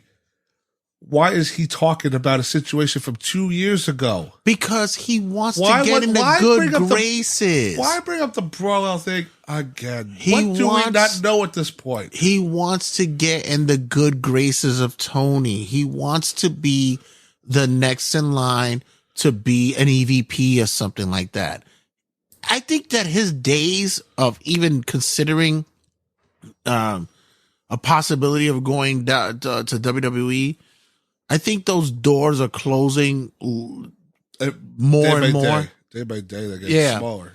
And right now, he's schmoozing, as the Yiddish word, schmoozing. The next time he'll be in WWE is when they're putting him in the Hall of Fame. And it'll be a quick run because he'll do the Ultimate Warrior shit. It'll be like, go in, go out. Yeah, we acknowledge you. Goodbye. And he does the honky tonk man shit too. It's like, I don't need to be on the Hall of Fame, whatever. Yeah, but in any case, yeah, because that whole thing on Christmas where he's going off about the whole Brawlin thing. It's like, again, enough is enough. It was 2 years ago. Like if we have the information we have, like what. He put his two cents in. Which, by the way, it doesn't make any sense. Which, by the way, the people who reported on the fucking the Stephen P. New representative shit was his own fucking website, Twitter page, his own website. Yeah.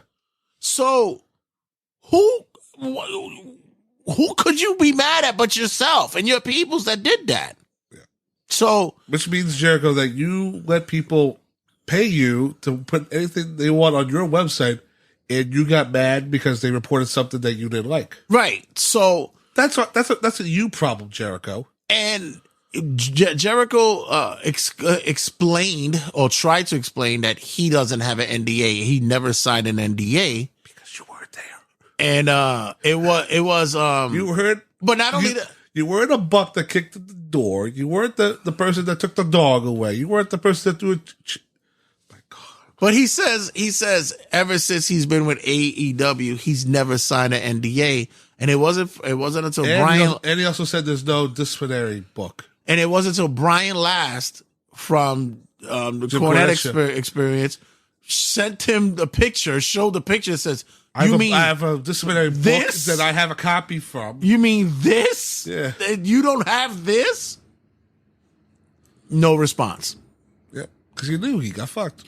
So, also, it's funny too that you have a disciplinary book for a wrestling company. Meanwhile, it should just be sheets of paper, not a book. No, but at least I can see that's funny. No, but at least that's the smart business aspect that happened. That was probably Mega. That was probably Mega who did their own ass. But yeah, just like you made a book. Well, listen, you say don't do this.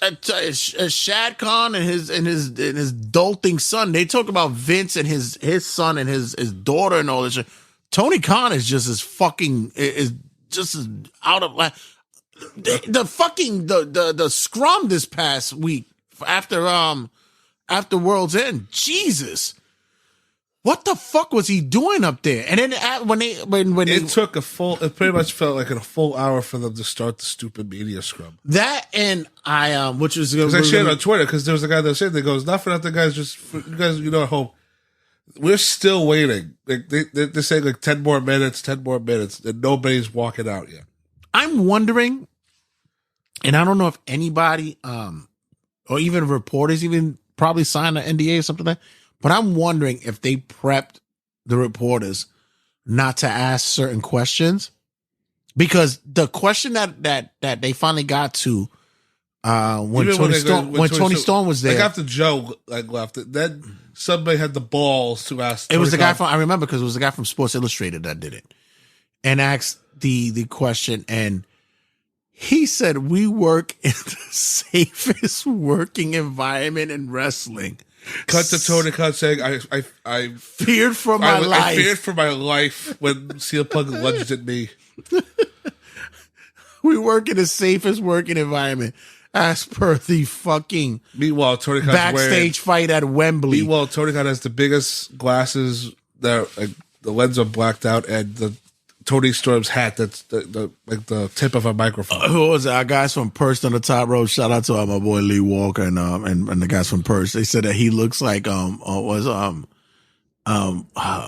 Baxter Stockman from Teenage Mutant Ninja Turtles. This is disrespectful to Baxter. So Jay, I want you to please clarify. Because this happened in the morning of the show. So apparently, when they came to the discussions again that occurred about the NDAs and such like that, right? That was our Christmas. So then a few days pass, and then we get to day one. So the conversation comes up again about the NDAs. Nick Houseman from House of Wrestling? Yeah, House of Wrestling. Henry's favorite. He brings up the conversation about the NDAs and such, and that apparently there are NDAs in place because since Jericho says he doesn't have an NDA, that everybody else has an NDA, and there might be some allegations that's out there about him, Jericho. Yeah. And there was talk of allegations of sexual inappropriate actions that might have occurred during his tenure in AEW. At one point, he said Chris Jericho's kind of like Harvey Weinstein, if you get what I'm saying. Right. So, when everybody went, one of the allegations that came up was that there was the reason why that Kylie Ray, who was signed for AEW for Blip, and then left. She left immediately. She cited mental issues, right. Which she does have. She has a history of that. That's her reason. Yeah, she has a history of that. It was because she's had that issue. She had an issue with TNA, and I believe she did it in same issue with NXT as well. So there was the allegations to say that she was asked to go sign to an NDA and not say anything. No, but she was also, but before that she was asked to go to meet with individuals about her booking and stuff, or her you needed process and the discussion. It's gonna be Jericho said like it's gonna be me and other people. Then then they said they claimed that when she went to the room, it was just Jericho in the room, right? And she felt uncomfortable, and she left. And then after that, that's when she got her anxiety. Then she ringed up Tony and said, "I want out. I want out." Right? Okay.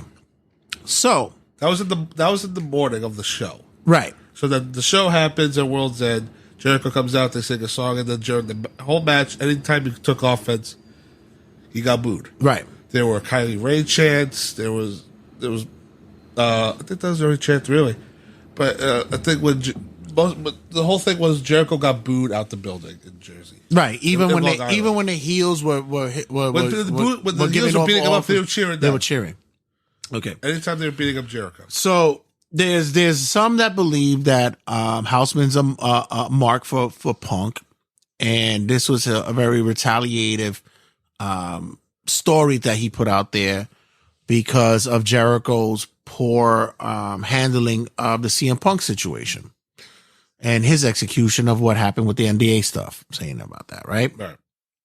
Then there's also allegations that there is something that Jericho's been hiding or not Jericho hiding, but there's stories that's been hiding, have been buried, and that no one's been discussing. Right. Some have said that it's probably David Starr level kind of things as well. Right. Joey Ryan level as well. Now, so far, what's his name? David Penzer, is that his name? The referee from Impact? The announcer, the ring announcer. The announcer. David Penzer had asked Hausman, he's like, show me your proof. He says, I've asked you 4 times to show you this past week, to show the proof of Jericho having these where is it? And Hausman never opened up about it. To paraphrase, there's even a statement that Hausman had put up that the allegations out there are true, and that they're still not to be disclosed due to certain NDAs and such. And he says, it's no secret that I'm not a fan of Jericho. I don't like Jericho, but at the same time, the truth is truth. And if there's something that is something out there that Jericho needs to be discussed and might need some help with his possible problems and such.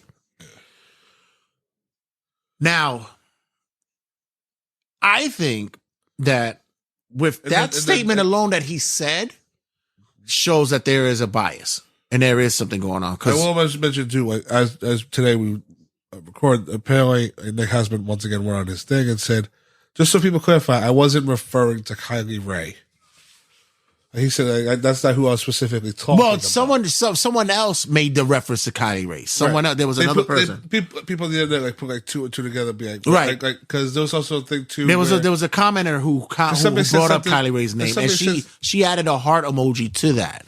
Right, where like they were referring to Jericho, like Jericho doesn't treat women right or whatever. Right, and Kylie Ray responded with a big smiley face. It was a heart emoji. A heart emoji. Right. Yeah. So now, people thought the timing was a bit weird, off, and awkward for it to happen during that World's End, which I don't get either, because it wasn't like Jericho was in the main event. It wasn't like he was in the main event. It wasn't like the show was really that. It wasn't focused on him, right? And it wasn't a very much endorse a spectacular show out there. Yeah. They didn't sell well. It was a 3-match show. Yeah, honest to God. And that show, this World's End was probably AEW's worst show. And as per what we haven't seen the full pay-per-view buy rate yet. Yeah. I don't see that it did well either. So it wasn't like you're sabotaging All In or or Full Gear or something like that. It's the first of this pay-per-view, and I don't think that you weren't really doing anybody justice by doing it. I think this was something that was stuck in Hausman's craw when it came to Jericho. This was This was reactionary, right? And I think this is why I got a little annoyed with it too, because, I jumped into it because it was the whole thing he did on Christmas. It was like, dude, like, it's 4 a.m. Shut the fuck up. Why? Yeah, he's probably why are you still talking about NDAs? Because he was probably in a drunk stupor, and right. That's what he said too. Yeah. It's a 4 a.m. drunk tweet about you being all pissed off because you're not in the conversation, or like it's not about you. Well, so then I can see Nick Hausman being like, wait a minute, let me see like what I can find, and then maybe I'll retaliate with this to Jericho, and then let's see what happens. Right. And is Hausman a punk mark? Probably. He probably is. And probably thought he was throwing Punk and Stephen P. New and those guys a bone by supporting the allegations and stuff like that. But at the same time, it's like, this is the problem that I have with podcasters or reporters, wrestling social media reporters, whatever. Because regardless of what you say and how you do, you're supposed to be unobjective. I never sit there to tell people I'm not unobjective. I'll tell you that I don't like this. I don't like that.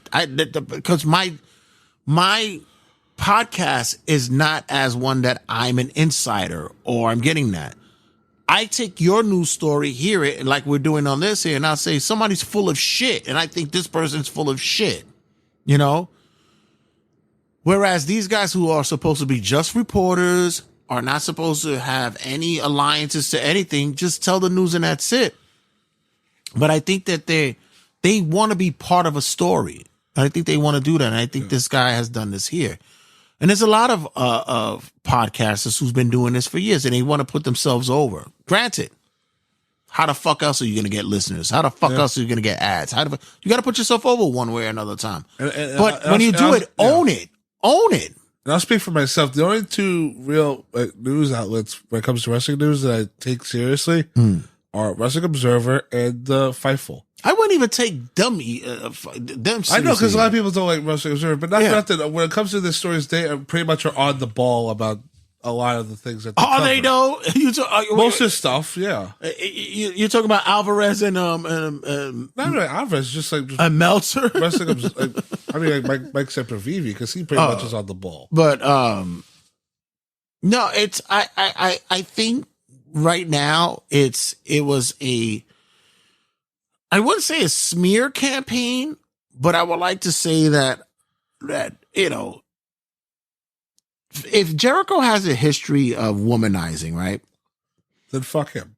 Right. But also there's a difference between being a predator, right, and being a person who's a flirt or a person who's just trying to get fucking laid. Because if he's a predator, then you have to look at women like Britt Baker, Ty Conti, all the women on the roster. And they've all defended and you have to look him. at them and, yeah.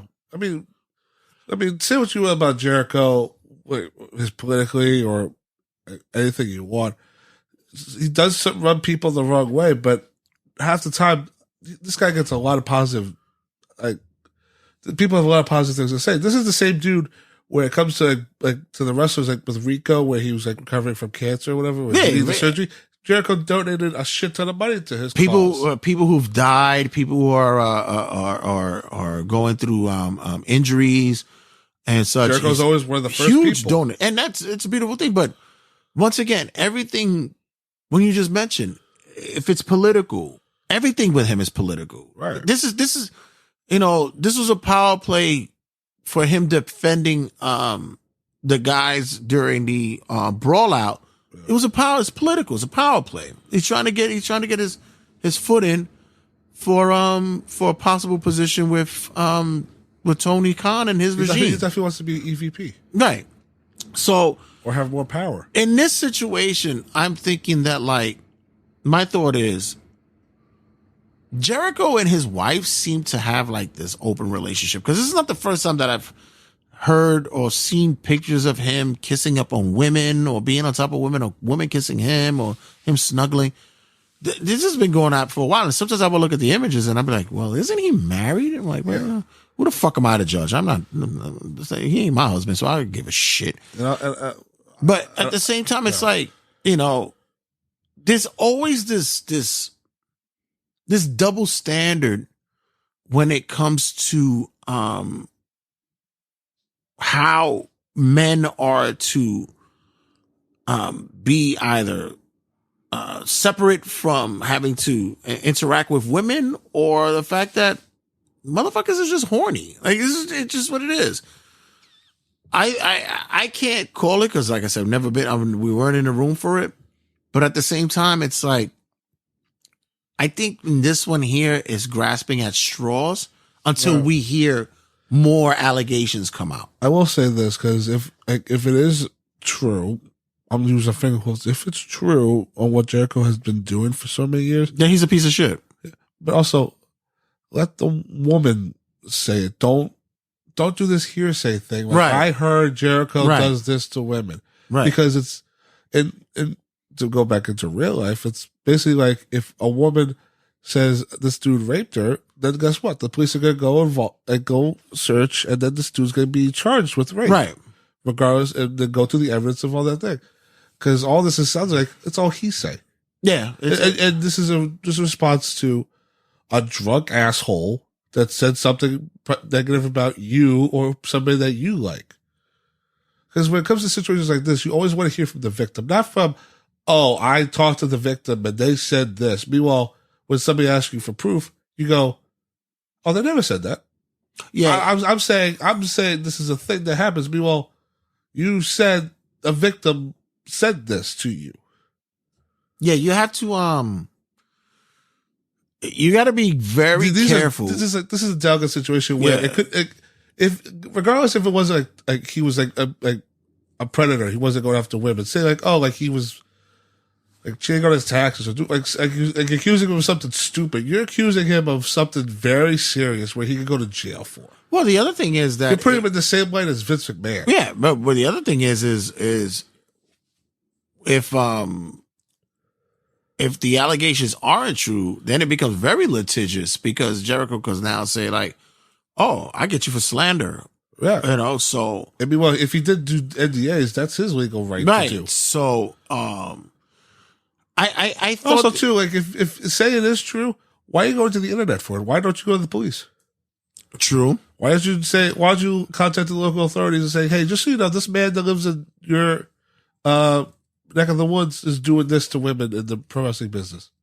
Go talk to him about that. For me, if you want to go to your website to get clicks. If you want to ask me about the thoughts about his slimy shit that he does backstage to like boost himself on the card, or the shitty booking he's doing with the Sammy Guevara nonsense again, and trying to position himself as an EVP or his fucking political fucking affiliation and all that shit. I could argue that, but that's everything that he puts out all out in front. Correct. With this shit right here, this is just like, you know, you're balancing on almost trying to destroy somebody's fucking career and legacy by doing this. It ruined his family. Yeah. So, but other than that, we're gonna wrap it up here for not only our wrestling rundown, but also for the show, because we had a good time over here on this side. Mike, let everybody know where they can find us and where they can connect us and where they could do their due diligence. Excuse me, to okay over there. Yeah, it was a lot of talking today. Where they could do what they do when they doing it for Turnbuckle Tabloid. To get in contact with us, we're at Turnbuckle Tab at Instagram at Turnbuckle Tab. And also, if you guys want to email us, I have been wanting to push that for a long time, but I never do. If you guys want to get on the show, connect with us, you have any info, insight, or anything, and if you're an up-and-coming wrestler, or you are a wrestler in the business, or someone who is interested to chopping up, doing some cross-promotion with us, you can hit us off of any emails at turnbuckletabloid@gmail.com. That's another outlet you could get us at, but you could also get the socials. Where at, Mike? At Turnbuckle Tab. DMs are open. And guys, make sure you follow us, subscribe, be a part of the vibe of all the spots on all the podcasting outlets that's available. Shout out to Google Podcasts. You guys are about to they're about to shut down soon. They'll be done in April.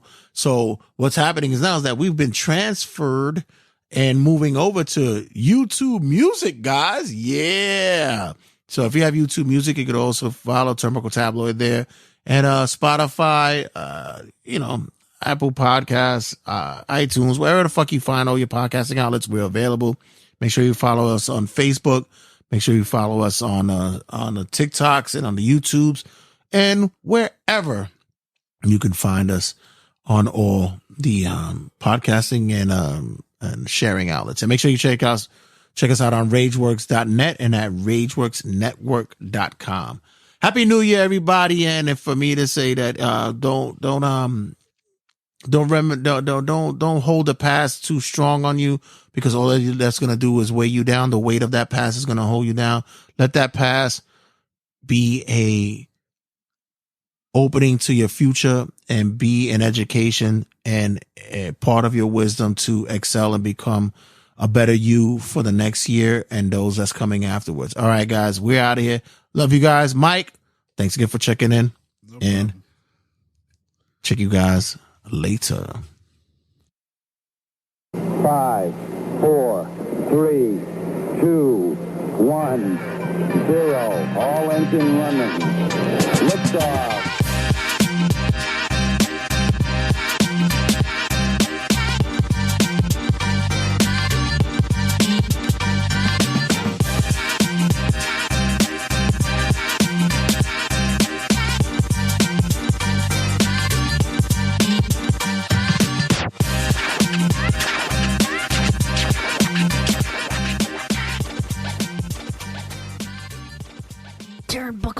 Tabloid.